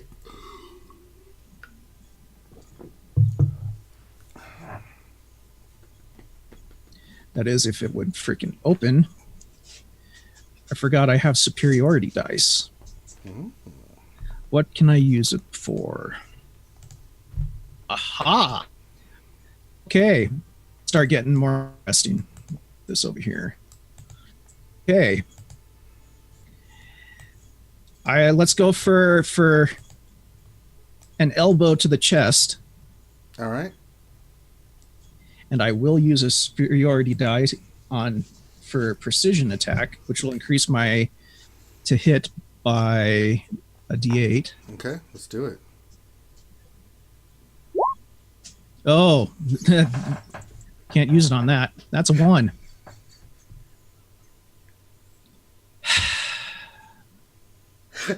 Sorry. Roll rolled so- 20 is like, he's going to use the superiority dice. Make him roll 1.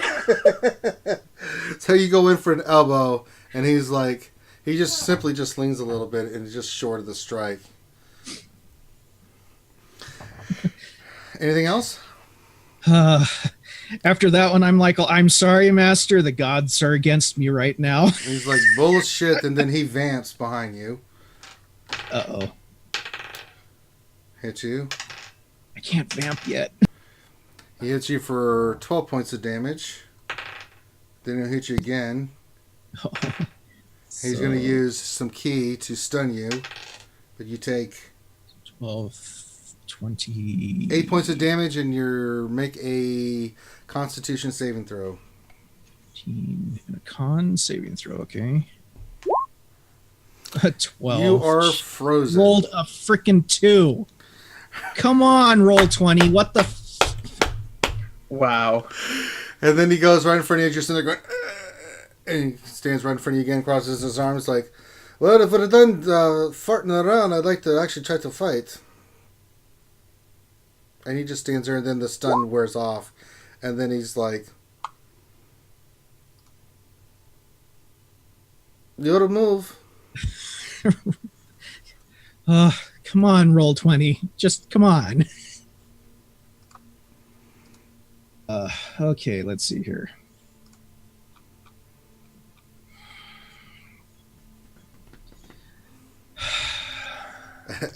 What else can I do here?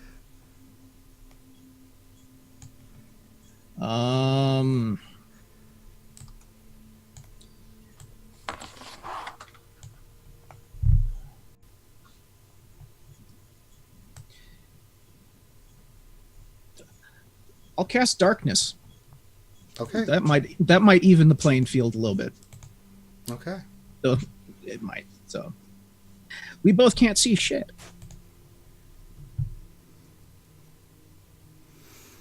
Cast your darkness. Darkness lands. And that's my action. Darkness should just be a bonus action. Should be an action. Oh, you already attacked. It is an action. No, he attacked. You moved back. You cast darkness. All right. It is his turn. All right. This is where I will find this was a really bad idea. But it was. Are you standing next to the darkness? Where are you standing? I centered it right on myself. Oh, so he can't see you, apparently, right? Yeah, the idea was to make it to where we could not see. All right. He's going to jump into the darkness and attack you. And he will hit. For 9.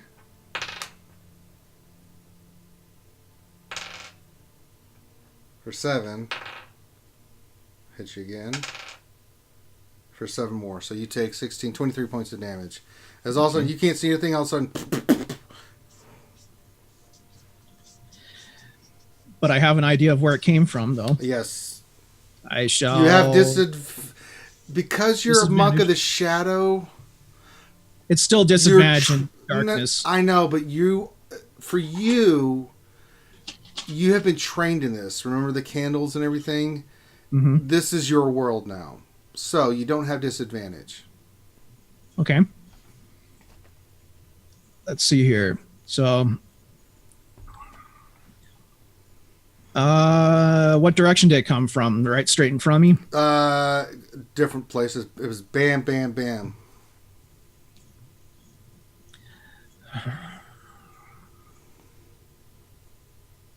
Okay. I'll send a. Let's see here. What did they call it? Let's do a spinning heel kick. Okay. That's one that covers a wide range around a person. Sure. Mid body range. Sure. Or area. Using superiority. There we go. I don't need to use it, but I still spend it anyways. It did hit. Yay! Roll damage.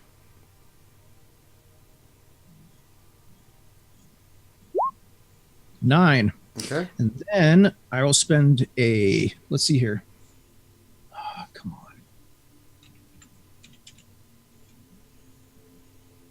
That is not what I wanted.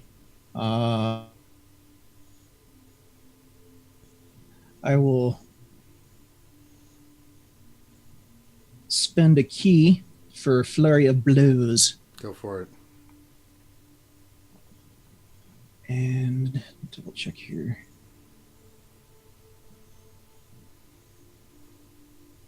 And I will spend another superiority die on this one.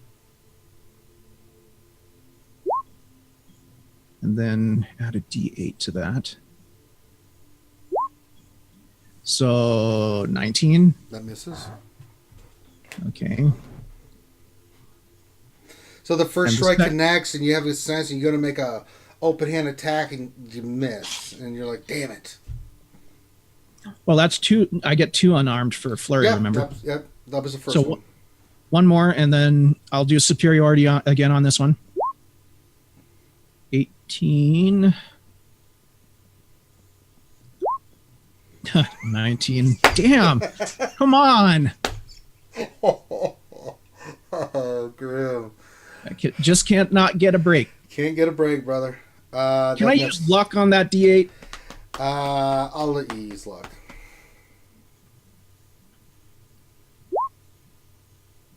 There, that's a 22. That misses. Son of a. That's better than an 18, though, still. And screw it, I'll action surge Do it! to do the same thing. And spend my last superiority die. 18. 25. That's a hit.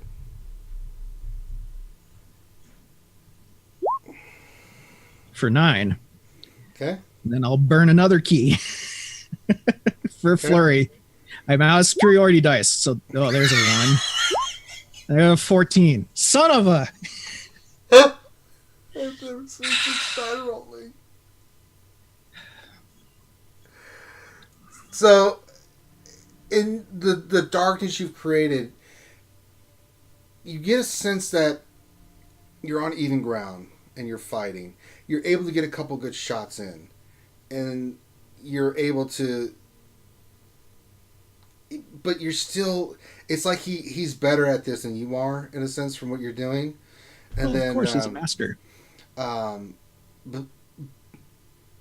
But you hear a little bit of laughter from him and joy, like McCarvin's enjoying this, and you hear him say, "Oh, very good!" And then he's going to try to knock you prone by sweeping your leg. What's your AC? 22. Yeah, he sweeps your legs. So make a acrobatics check for me. 27. You were able to land on your. You basically flip and land on your hands. He's going to try to sweep your hands. He does not. You're able to lift your hand up at the last second, and then he is going to action surge, and he's going to try to get your hand again. This time he does hit it. So make another acrobatics check. 18. No, you do get knocked prone, but he's out of actions, and you've taken 20 points of damage. This is the most awesome fight no one will ever see. Yeah, well, you guys know. It's not about... yeah. And then it's your turn. Oh, he has another attack, I'm sorry. And then you feel a foot just come right as you're prone in the midsection, hit you right in the gut, and you take... Ooh, that's an owie. 13 points of damage on top of that. Oh, man, Al. And then he is going to move. Okay? 79.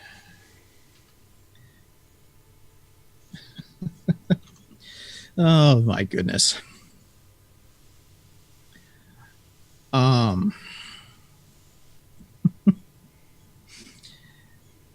I'll turn the globe of darkness off.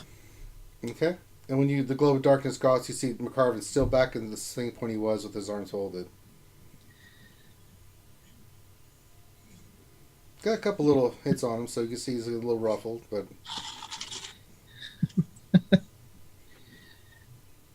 Yeah, And then he puts up I'm his... not accustomed to fighting my friends. Well, that's what I say. It's just like, that's your problem. I am not your friend right now. I am not your master. I am the enemy. They will not show you mercy in the field.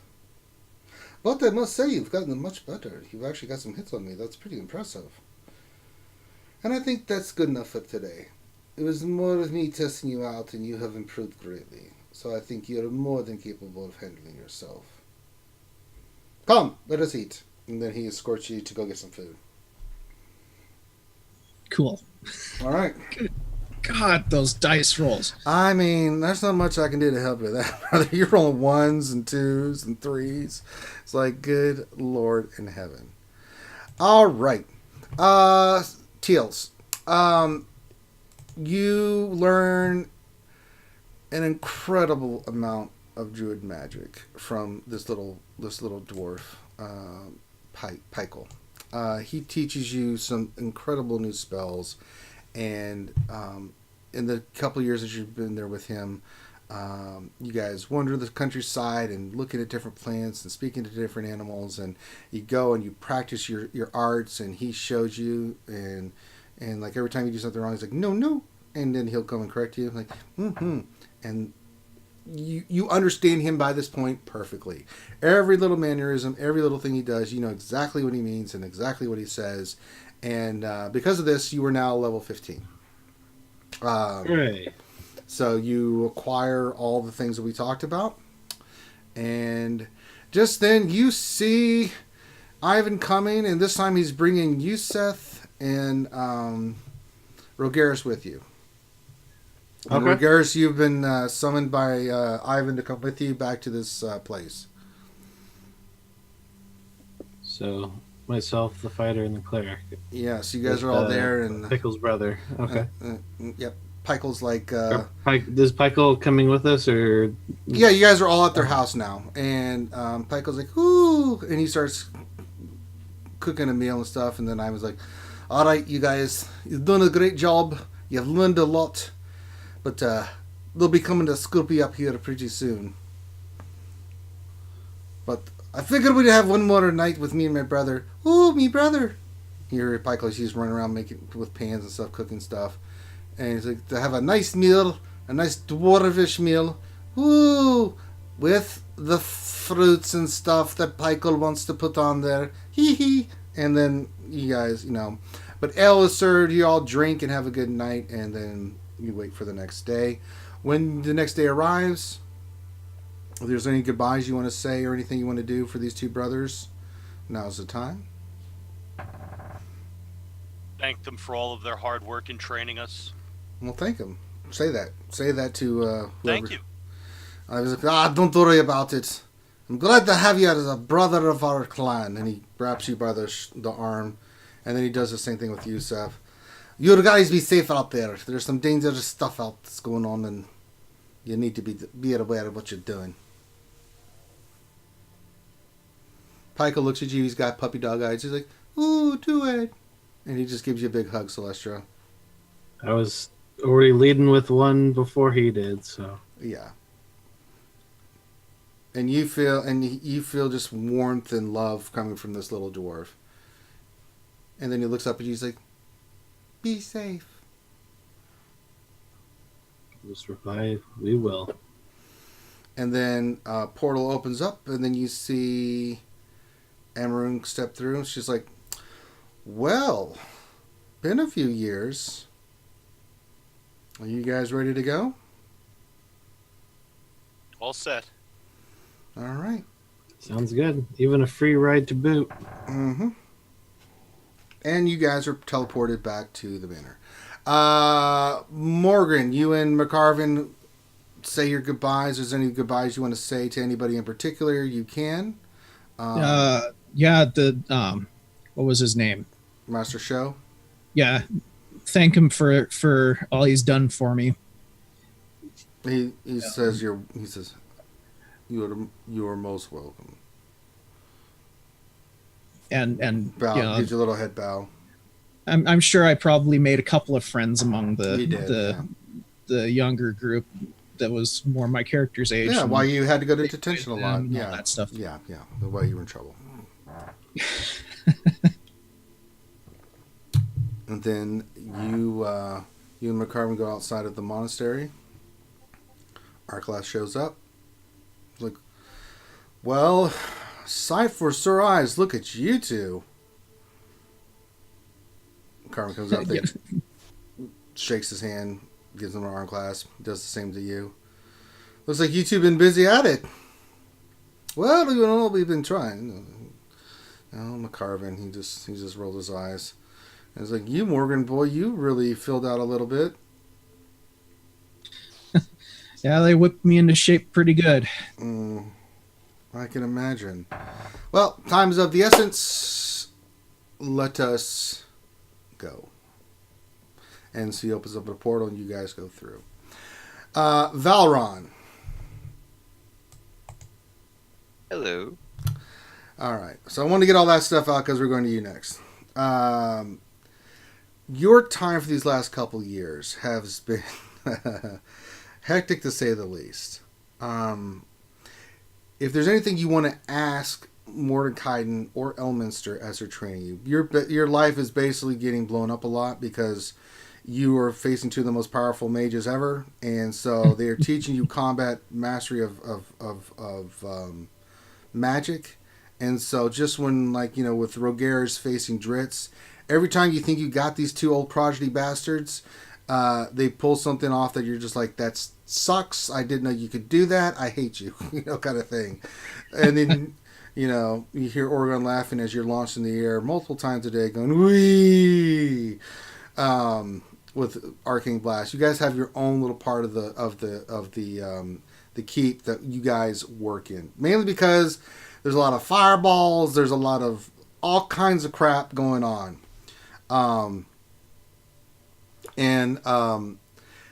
This is where, for 6 months, you are taken to a remote area where you and Mordecai and Elminster live, and they show you how to use, on its basic form, Silverfire. They explain it to you. They explain how it works, where you draw the energy from, how to create a channeled blast. They warn you, Elminster especially warns you that this is not something you want to overuse. But it can be very useful when you do use it. But he gives you the essence of how the functionality and the magic works when you use this silver fire in its different capacities. So, you've now learned how to use silver fire. Day consists of half of it being launched around like a rag doll. But you notice you do get some good hits in there, and you're getting better and better at being a master of combat. You're able to cast spells faster, you're quicker on your feet, and your thinking, especially, your thinking is like razor sharp. You think about it before you do it, and you just react. When you see them, you've gotten so good with the training that they've done that when they start to make a sound or a gesture, you've pretty much guessed what they're going to do, and you're already trying to counter it. Then they start pulling this 2-on-1 crap with you, where it's two of them against you, and then you start from scratch all over again. So for 3 months, it's those two attacking you at the same time that you're doing, and this is where you start learning the creative side of magic, where you're like, all right, I know what I'm going to do first, and you start learning things to take on multiple people at once, and they just like a fine crafted weapon, they hone you in on your craft. Because of this, your spells are level 15. You've already gotten your chosen abilities. You have Elminster there. If you have any questions about what it means to be a chosen administrator, you can conversate with him, or you can conversate with Mordekainen about magic and anything that you want to know about magic. So this is your time to talk with him.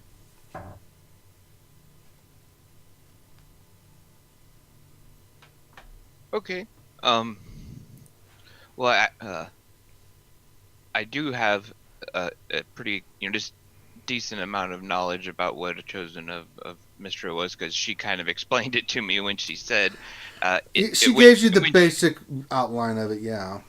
Right. So I will, I'll start with that. Say that when I was granted the abilities that we are honing here by the Lady of Mysteries, she explained the basic level of what it means to be chosen. Who are you saying this to? Are you saying this to Mordekainen? Are you saying this to Elminster? Who are you talking to? Talk to me like you're actually talking to them. Okay, so I'll start with Elminster, and I'll say, Elminster, I know that you have lived longer than what is clearly a human life. You hear him it's like, I hate to break this to you, Bombard, but you will be living that life as well. that's what I was going to ask. Is that one of the my star explained the very basics of what a chosen was. If you guys have any um, specific insights that you could provide, that would be wonderful. Elminster, I know you've human, so it's probably affected you uniquely different in the years. How is does the weave increase your mind's capability to be able to remember that much information? He's 'Cause like it's he's like lives worth of he information. looks. That's what my mind starts trying to compress. Is I'll be living lifetimes and having to remember that much knowledge. Well, he That looks kind at you. He's like the the the mind is something that you keep sharpened yourself. It's a separate tool from magic. Uh, the lifetimes I've led different seems like different lives. The price of immortality, but it was a choice I made. You never forget. What I would recommend is you write the stuff down, in case you do ever forget. That has helped me tremendously. And then you hear more kind of like, shut up, Elemenster. You don't know what you're talking about. I keep a journal in my mind, and then I use magic to keep a separate journal of my mind somewhere else. It's like, yes, you can do that as well, but you can also keep books, but safeguard those secrets. Being a chosen means you are protecting the weave, my young man. But you're also to fight evil. There's many, many evil forces out there that want to destroy the weave and what it stands for. or usurp the Lady of Mysteries. Oh, like there's many that would love to get their hands on what she does. Shar, I can go down the list of names of gods and deities that would love to get their hands on. Does the Shadow Weave still exist? The Shadow Weave very much exists. And Shar still commands it. Very much so. It's. Does she have chosen similar to? Oh yes, you'll probably run into them.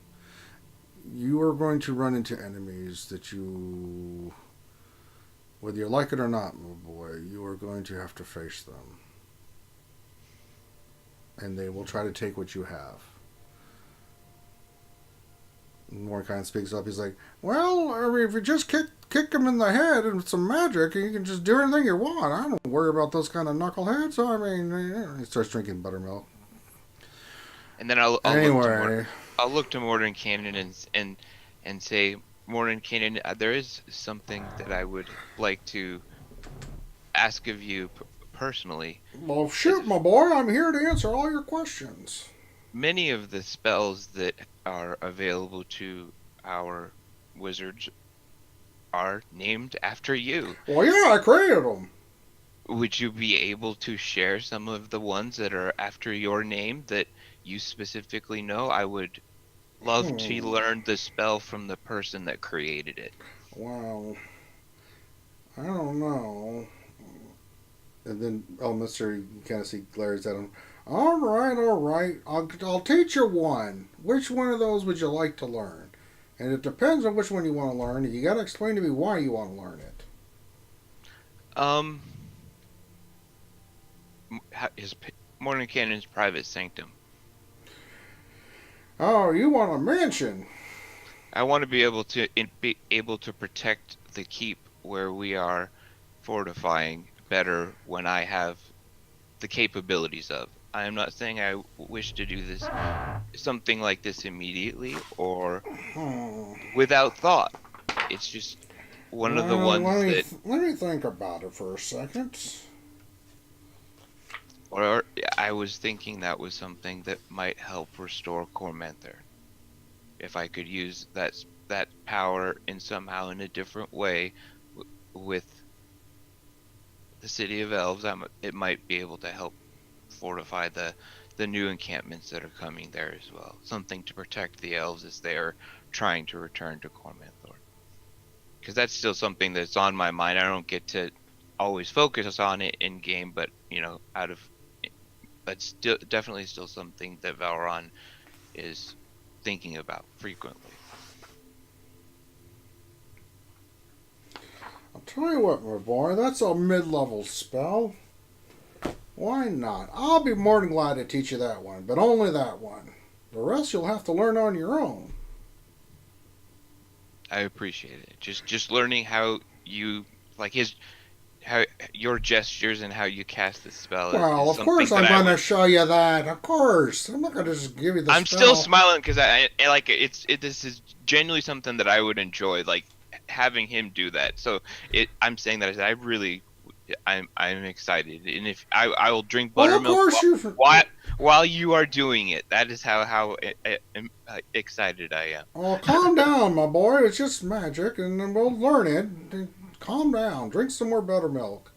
I find it calms the nerves and gives you more insight. If Elementor drank more of this stuff, he wouldn't be such a crotchety old butthole. And Elementor just gives him a look like, I hate you so much. They're like two old brothers just going at each other. He's like, well, I'm not the one who did such and such. He's like, well, you watch it here, buddy. And then he's like, at least I didn't lose to Strahd. He's like, how dare you? I kicked that vampire's ass. You don't know what you're talking about. And I use those tangents to learn as much as I can. I remember everything yeah, you, that you're saying. I'm trying. Like Finn when he was talking to Storm, like a reporter, like you're just the same way. Like, and they share stories that you just cannot believe.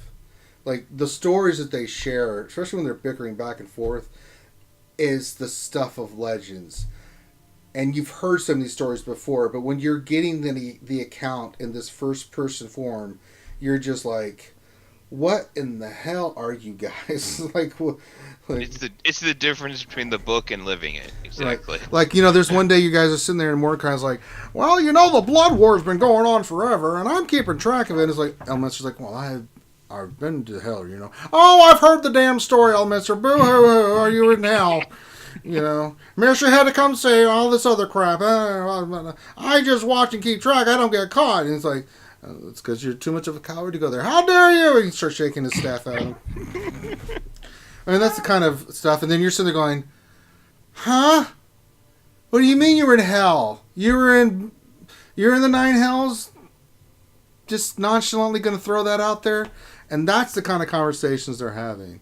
And one thing that I do want to ask about is previous chosen that are no longer alive, like specifically Kelvin, because I know that Elminster he won't speak about that. You see pain come across his face when you mention that to him. Because that's something that But he's like one of my second heroes in my story. But he won't discuss. Like, because we had been wanting to go to Candlekeep, for a good part. I know he does not want to discuss that. Understood, but I would have. No, you would have asked him, but and like I'd ask about Illustrial, I'd ask about Symbol. Yeah, he does. I would ask how those different he things. Does. He does. Yeah, he does talk about the Symbol. Fondly. That's impressive. Yeah, I will I will attentively listen to that because that she recently passed, and she died, and she sacrificed herself. As long as a lot of the sisters do, but and you can hear in the way the pain in his voice that she was special to him. And it just mentioning the name, you see raw emotion kind of build up in him as he talks about her, the Witch Queen of Algaron. How amazing she was, how more powerful she was than him, what she was like, that kind of thing. He will talk about her a little bit, and you get a sense of loss with him when that name is mentioned, and you can tell there was more to their relationship than just acquaintances. And he talks about the other sisters fondly, but he doesn't go into too much more detail about them. But that name, when you see the Symbol and ask about her, he really becomes very quiet, more focused, like he's reliving good memories of her. And then you see the loss and the sadness. He looks older than he appears for a moment, where you see the weariness of age and loss fall on him for a moment. A brief, kind of like opening of a little bit of his soul when he talks about her. And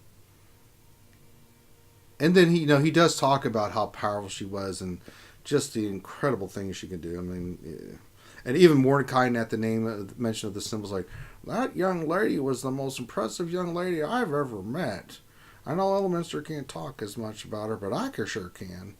And Elminster, kind of in a moment of thankfulness, looks at Mordecai with regard and like, thank you. And he's like, I mean, sure, hell.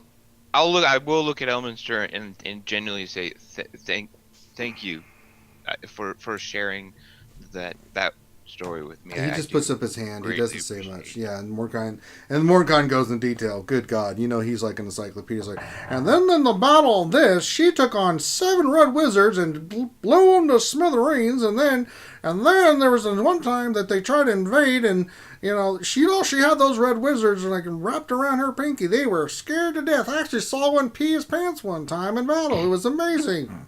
It was amazing.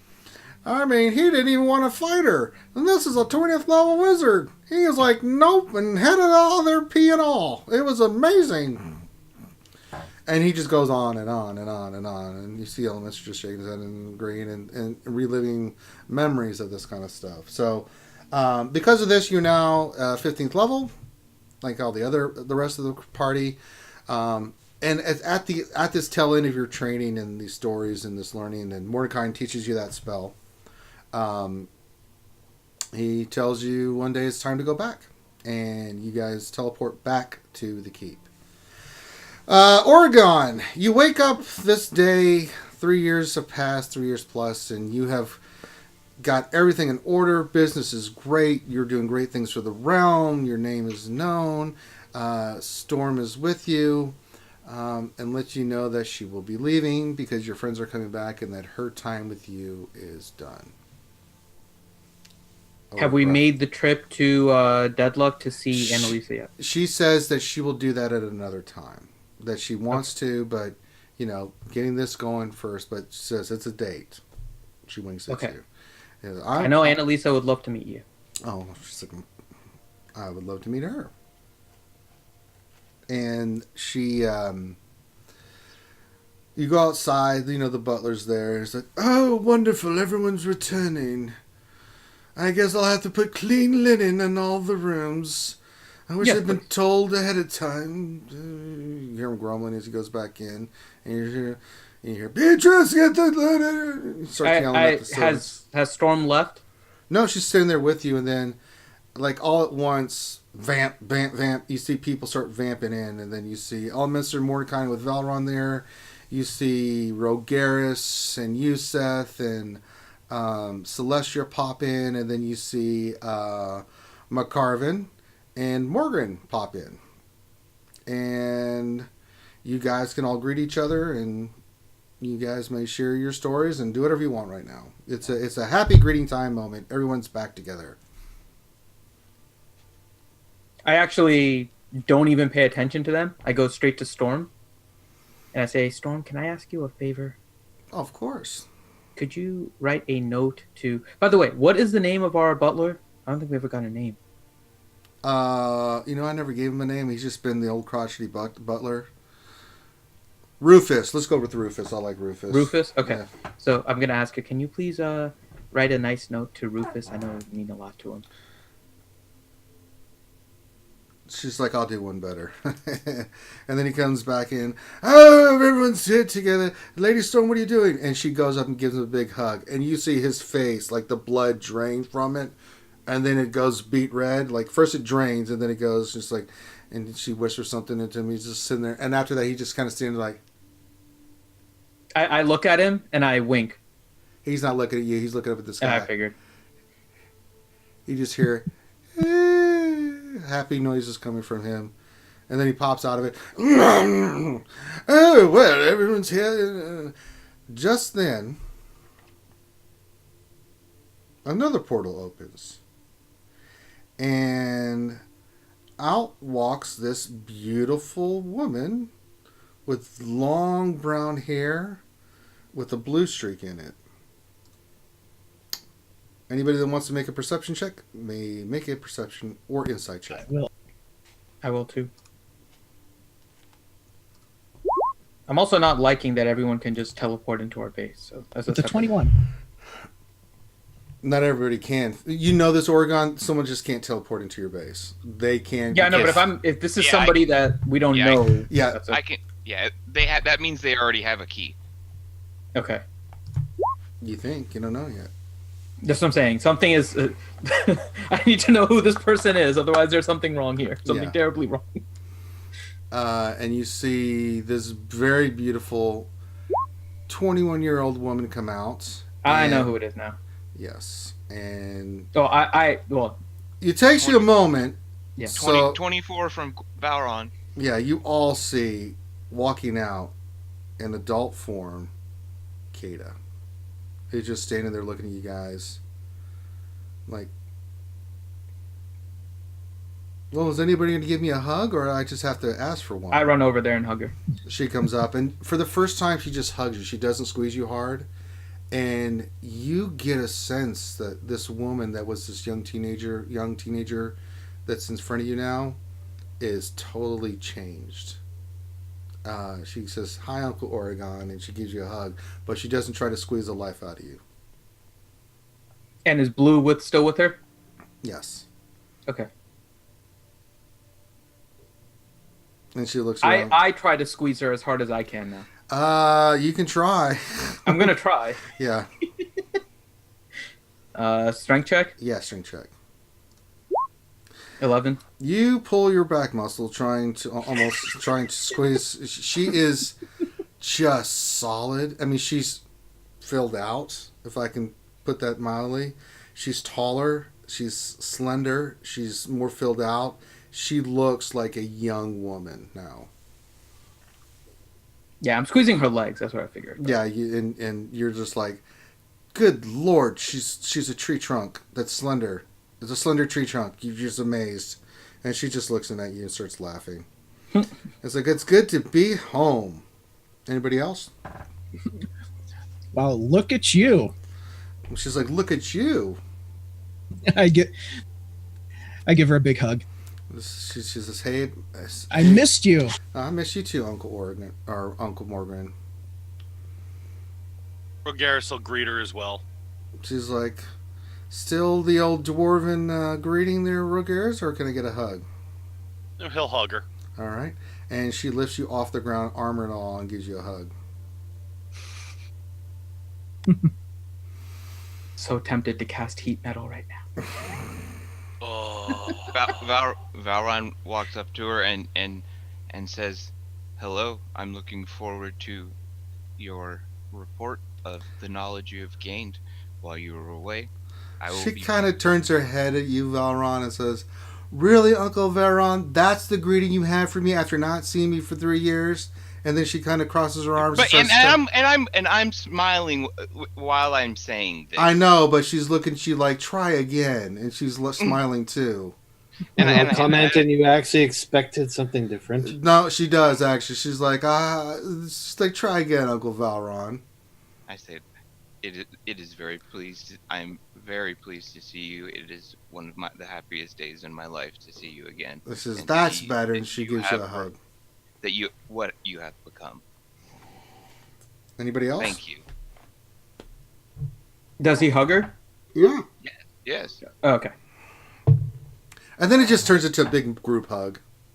Everyone's just hugging each other, with Rogaris in the middle as she's holding him up there, and everyone, Oregon, you're below Rogaris as you're grabbing her feet and her leg, and then everybody's just hugging one another. And then Storm's like, And well, Valron starts testing her history in the middle of it. You know, he'll Oh, ask her a she's- question. she's on fire. That's what I man. mean. He just starts firing off history questions to see if she can get them and how quickly She answers a few. So here's what she does. She answers a couple of them, and you're impressed, and then she's like, hand to the face, like, no, I'm here to Okay. relax. That was all I wanted. Just one or two. That was great. That Yeah. was great. And then you guys go inside, and the drinks are had, and a wonderful feast is prepared, and you guys eat and share stories. If you guys want to share stories with one another, you can. If you want to interact, you're all at the dinner table. Elemis or Mordecai left, but you still have Storm there, who's spending her final night. And if there's anything you want to share with the party, go ahead. You know, if you want to share stories of what you learned and things of that nature, now's the time. Well, I'll talk to Kata about all the stuff that she missed at the monastery. Well, She's not all of fascinated. it, Yeah, but- she's fascinated by it. She's like, "Oh, that sounds amazing, Uncle Morgan." And Because I mean, she was training with me until I left. So yeah, she's really looking at McCarvin when you're sharing these stories, like, and looking at you like, is Uncle McCarvin normal? You know, kind of thing. Like, you it's know. a long story. Yeah, McCarvin, you know, giving a hug like everybody else, and you know, and you share stories. So you and Kate are sharing stories. Anybody else want to swap stories and share? I'd like to approach Storm. You can. She's over there by on the other side of the table with Oregon, and you pull up a seat. You guys are eating. The butler's like coming in. Oh, don't throw the food, Master Rogera. No, what are you doing? That's just normal dwarven. I know. He goes, no, use the fork, Master. You, Seth and Rogerus. I'm not here to clean up your crap anymore. No, we don't drink. We don't drink wine in a mug. Oh my god. Or Garrus will just sort of take the whole bottle, then just start drinking the bottle. Oh my dear God, what are you doing? Give me that. He actually takes the bottle from you. He's like, Or Garrus. right, dwarven ale for these two. No more wine. And you thought it was bad when it was just me. He gives you a look like, shut up. Oh, Master Oregon, you're quite right. They're actually better than you. And then he just walks away.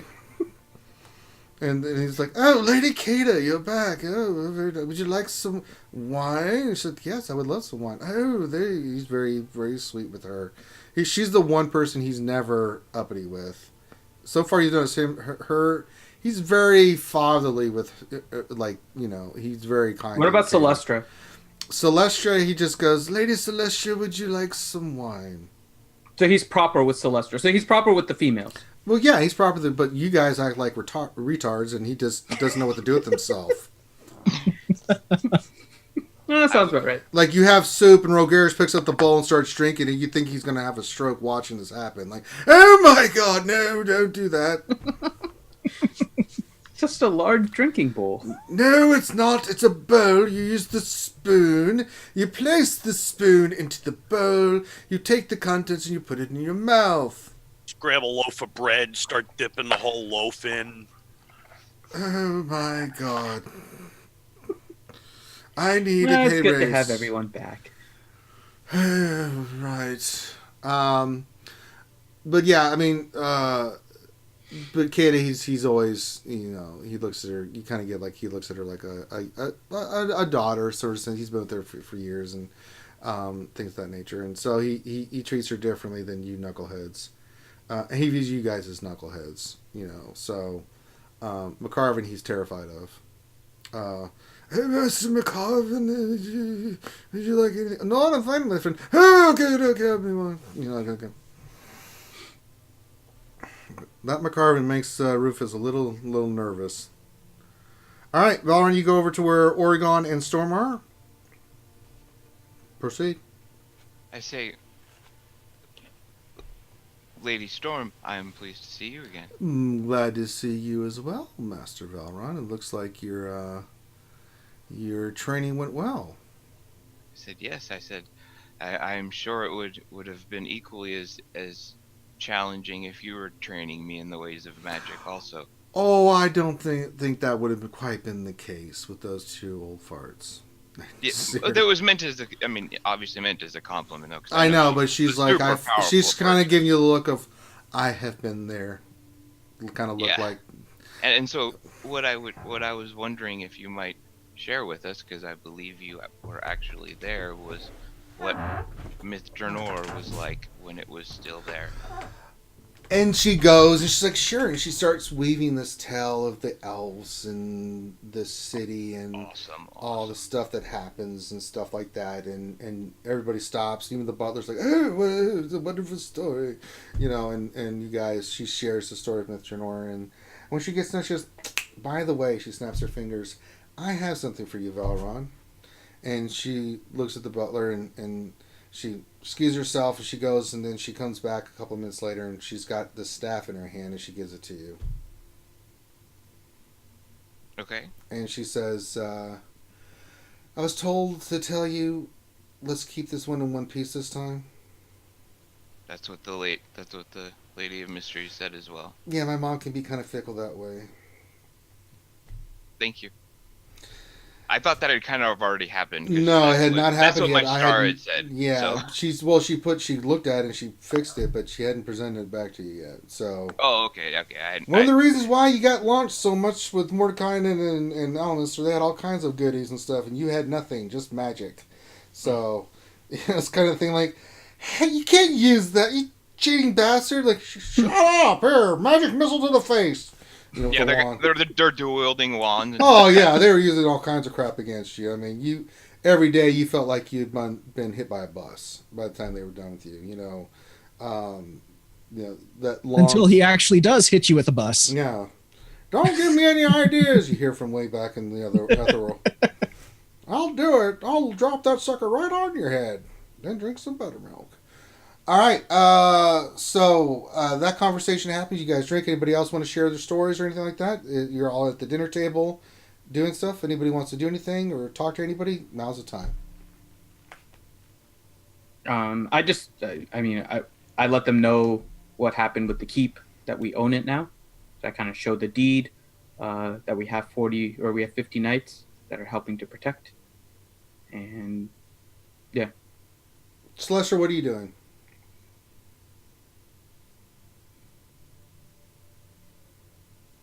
I've just sort of been relaxing and sort of meditating, gathering thoughts. Okay. Rogaris? Rogaris will be telling Kata about everything that happened and describing the way that the underground dwarven kingdom looked. Mm-hmm. Telling her about how they were forging the metal and show her the shield. Yeah, when you mentioned the magic process and stuff, she's like, she just looks at you like, we must go. I must see this. Rogaris starts telling her what a powerful wizard he is now that he was able to do that. She gives you a look like, that's not true, Uncle Rogaris, but it is still pretty impressive that you were able to do that. I can spell magic now. That's an improvement. That's an improvement. Valron stands up and kind of underhand coughs to himself and looks at everyone. And everybody, Valron's standing up and I say, I would like to apologize to all of you for the actions of our last encounter and how I handled it at the end. And thank you for the actions that you swiftly took to bring me back. And look at all of them, and then kind of directly look at Kata and say, I do apologize for that. And sit back down. I stand up and say, there's no apologies necessary, man. If we wouldn't have wanted you to do that, and we didn't like that you had done it, we wouldn't have brought you back. McCarthy's like, hell yeah! And I raise my mug to him and say, thank you. Thank you very much, Morgan. Mm-hmm. So the feasting's done. You guys are able to go wherever you want tonight. You see McCarvin and Storm go walking off into the garden to talk. But anybody else wants to do anything for tonight? Now's the time. I'm going to share my encounter with my star to Kata. Personally. Oh, she's like a kid in a candy store, but and I make it very this is something that is how deeply important it was to me that I felt that and saw those things because it was confirmation of a lot that Valron thought he was doing right, but he did not know. But now he has some confirmation that his actions have been at times the correct ones when he was very unsure. Yeah. So and that he's now being more personable and showing that he has changed because of what's happened and the things that he's gone through during his training, where Right. he felt lonely while he was being blown up by a bus by two wizards for every day. And that's not something that, Valonyuji could read a book and be fine. Well, it was kind of changed. That little piece changed him a bit. So Yeah, nothing like getting your butt kicked by the two most powerful mages ever. To build character. And she will actually share with you her experience with Lady Silvermoon and the things she learned and being there and everything she saw and experienced. She shares that with you as well. Being with one of the chosen of Mystra and the magic that she learned and everything she was able to accomplish, So she kind of shares her insights with you as well. And you guys are kind of hanging out and just talking and sharing stuff by the fire and things. Morgan, you were to say something? Oh yeah, I'd want to go out and talk to Lehan and Jiran and tell them to give the butler a raise. They say okay. The next morning you meet Rufus. He's like, "Oh, thank you, sir."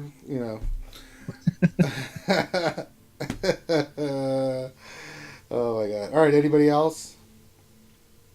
when I see Rogaris talking about his shield, I'll go up and ask him about his shield and Go ahead, ask him. He's right there. Ask him. Go ask Rogaris about his shield.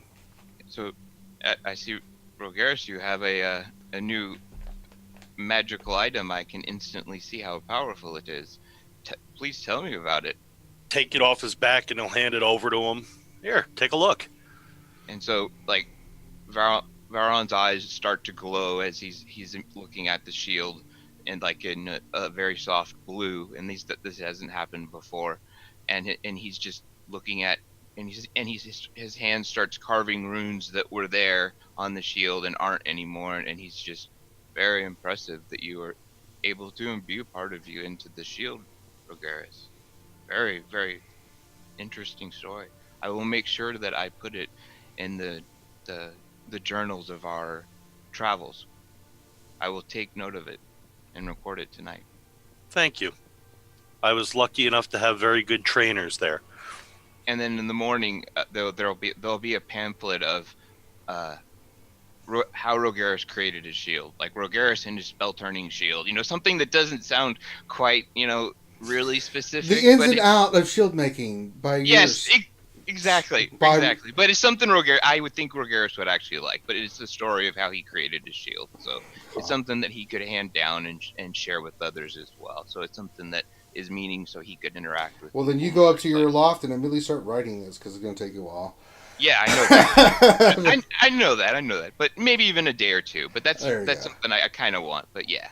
I have the other lady to help too, so start writing. Wait, let's write a book right now. Yeah, she's she'll be all over that shield like, oh, dwarven, the way she is. Anybody else?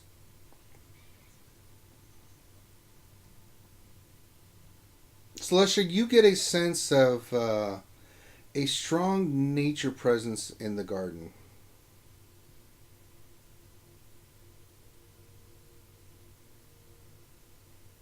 Well, then I would like to go investigate it. All right, you go and investigate it. And as you go into the garden, you see that there is a strange tree that is fully grown that you're not familiar with, in a sense. It seems familiar, but it's not. I see Celestra going into the garden. No, you didn't. Okay. Unless she told you she was going to the garden. I didn't say anything. Okay. Yeah. So you go into the garden and you see this tree there. Off the bat, I'm going to cast Detect Magic. Oh, you pick up magic big time coming from this tree. All right. And then all of a sudden, this head kind of moves and looks at you, and its eyes pop up. Celestia, what are you doing? Oh God! Why are you casting shit on me? Fern? Yeah, you're Celestia, I'm Fern. What's up, your bestest buddy in the whole frickin' Faerun? Fern, I'm just in here, doing my thing. Someone sneak you some magic fertilizer? You got huge. they just awoken me. I was all nice being just a fern, but the nice ladies Storm and Oregon, they woke me up, and here I am. Well, are you happy? I'm always happy. I got the best fertilizer and dirt and trees and other stuff around me. I'm freaking amazing. Where you been? You've been gone for I don't know how long. It's been a few years. Yeah. Yeah, been training with a new friend of mine, his dwarven brother, and been just Did you learn any new magic? Strength. Did you learn any new magic to bring some blood on some fools? I don't know if I'd put it in that context, but I would. I'd take out my hand and just mollywop their ass. There would definitely be no lack of that. There's going to be some mind-blowing things that no one's ever seen me do. Oh yeah, like what? I mean, I can literally open up fissures in the earth now and have people fall into them. I can literally make an entire. Badass. I can make an entire area of people just fly and then drop them at moment's notice. That's pretty badass. You can do that to me. I'll drop in on some fools, rain some pain. You know what I'm saying? Flying tree. What's wrong with that? I think it's a pretty badass idea. Puts the frickin' wings on me. I'm ready to go. Why not? Well, all right. It was good talking to you. I'm going to go back to being Fern. Well, what were you if you weren't being Fern just now? I'm a frickin' Spriggan, man. Where you been? They say go back to being Fern, so it's like... Well, that's my name. I'm always Fern. I'm just going to be in my tree mode. Just frickin' chilling out, Talk to Oregon. You need to start coming with us instead of hanging out all the time. Well, that's up to him. I'm ready to get medieval. All right. All those orcs and gnolls and stuff burning forest down. We got to make it right. Mm-hmm. They got to go. Indeed. So anyone that tries to burn down anything, forest or nature, that's right. You'll on my bad side. That's right. You'll literally just rain blood, like blood of rain, on them and stuff. It'll be amazing. To say they may generate new holes. That's what I'm freaking talking about. All right, I'm gonna go back to sleep. It was good talking to you, and welcome back. Come talk to me anytime you want. I'm pretty freaking awesome. I always will. All right. So he goes back and morphs back into his little tree, his tree form.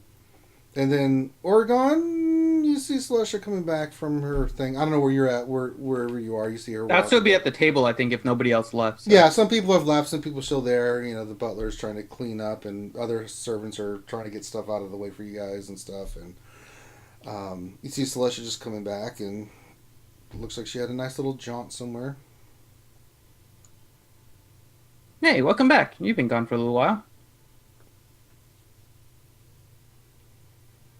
You're on mute. I can't hear. No, I'm not. Oh, there you are. I couldn't hear anything you just said. Okay. I said just had a conversation with Fern. I hadn't seen him in a while, and he definitely got woke.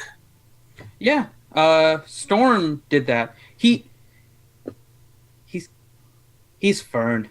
He likes his peace, and then he also wants to go hurt people at the same time. So I kind of just leave him be in the garden. Oh. I talk to him. I make sure I talk to him every day, but he's he's an interesting Fern. Being an awoken tree of his size now, he could definitely become of aid if we want to start bringing him along. I worry that he might rush into things, though, to be honest. But I wouldn't mind if he comes along. Definitely my buddy. Yeah. I mean, nothing we can't control, so. Was he okay? Was he tired? No, he was pretty much stoked at life. Oh, okay. I was gonna mention him tomorrow morning because I figured he likes his rest. May as well let the others know. That way they're not surprised in the morning. Because Fern sometimes likes to walk around in the morning. I almost want to let them see it. Okay, we'll let it be a surprise. All right. You guys are going to do that first thing in the morning? Well, Fern, I imagine in the morning kind of wanders around a little bit, stretches. He doesn't move a lot, actually. He moves just a little bit because he likes Yeah. to stay more in the earth and stuff. So, Mhm. yeah, he may move, but sometimes you've caught him where he just doesn't move at all. Yeah. He's more happy in the dirt than Mhm. walking around it. That's why I leave him be, except for when I play some music for him and just talk to him. Well, then we'll say in the morning, you guys, if nobody's going to do anything else tonight, you guys eat, you drink, you have a good time. You wake up in the morning, and then to the group, Oregon requests that you all go to the garden.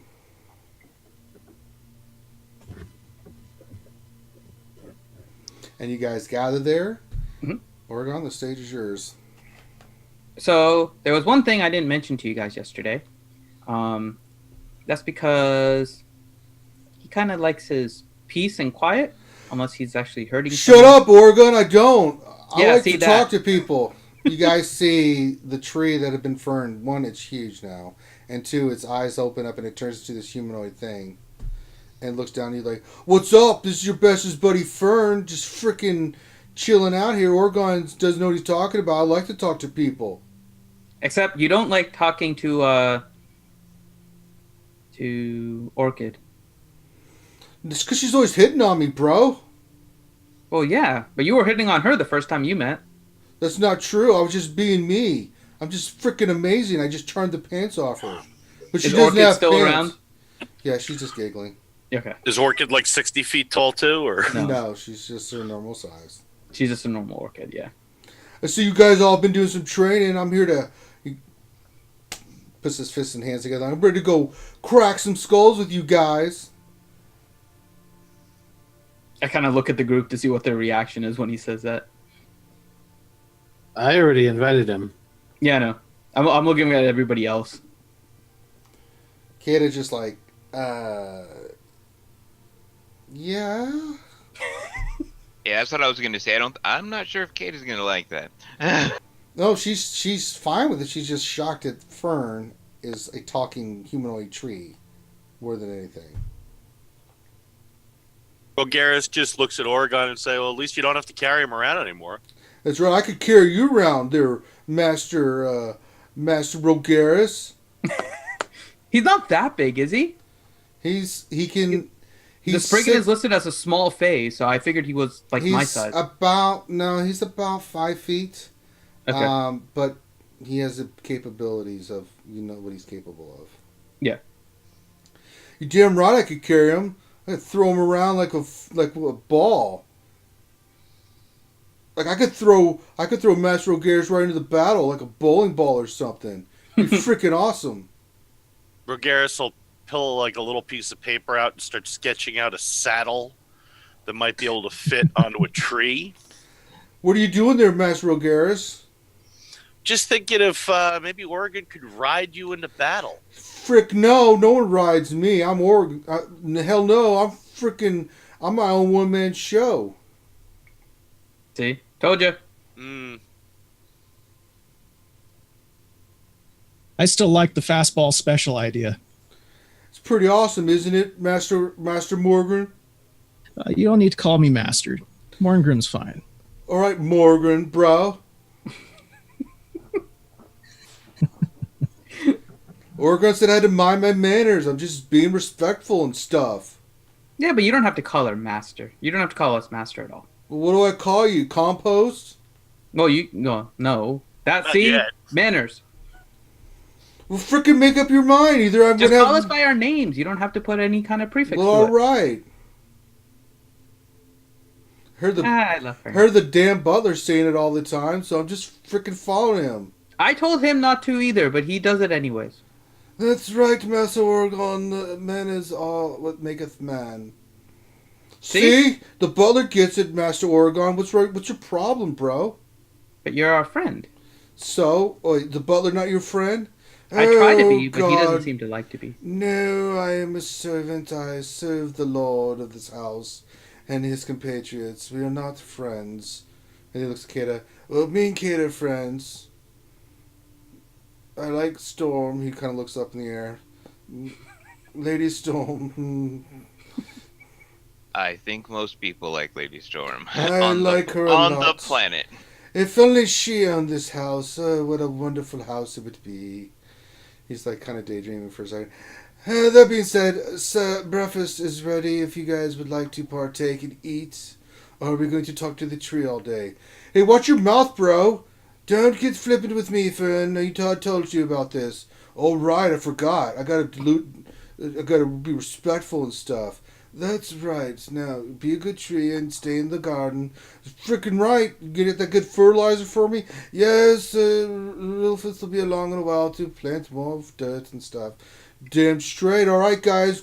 Go get some vitamins and minerals in your blood and stuff like I am. All right, Fern. Take care. We'll be back later. Damn right. And then he goes back to his tree form. Oh, this house. And then he leads you over to the to eat your breakfast. And you're having a wonderful breakfast. There's lots of potatoes and meats and eggs and A ham. definitely whatever you guys want. It's provided. Our hearty breakfast. Mhm. And that's where we'll leave it at. So that's our session for today, guys.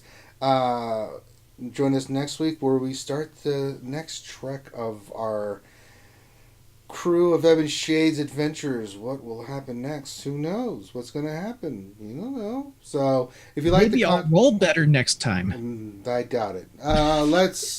But if you could give us a thumbs up on the video, subscribe.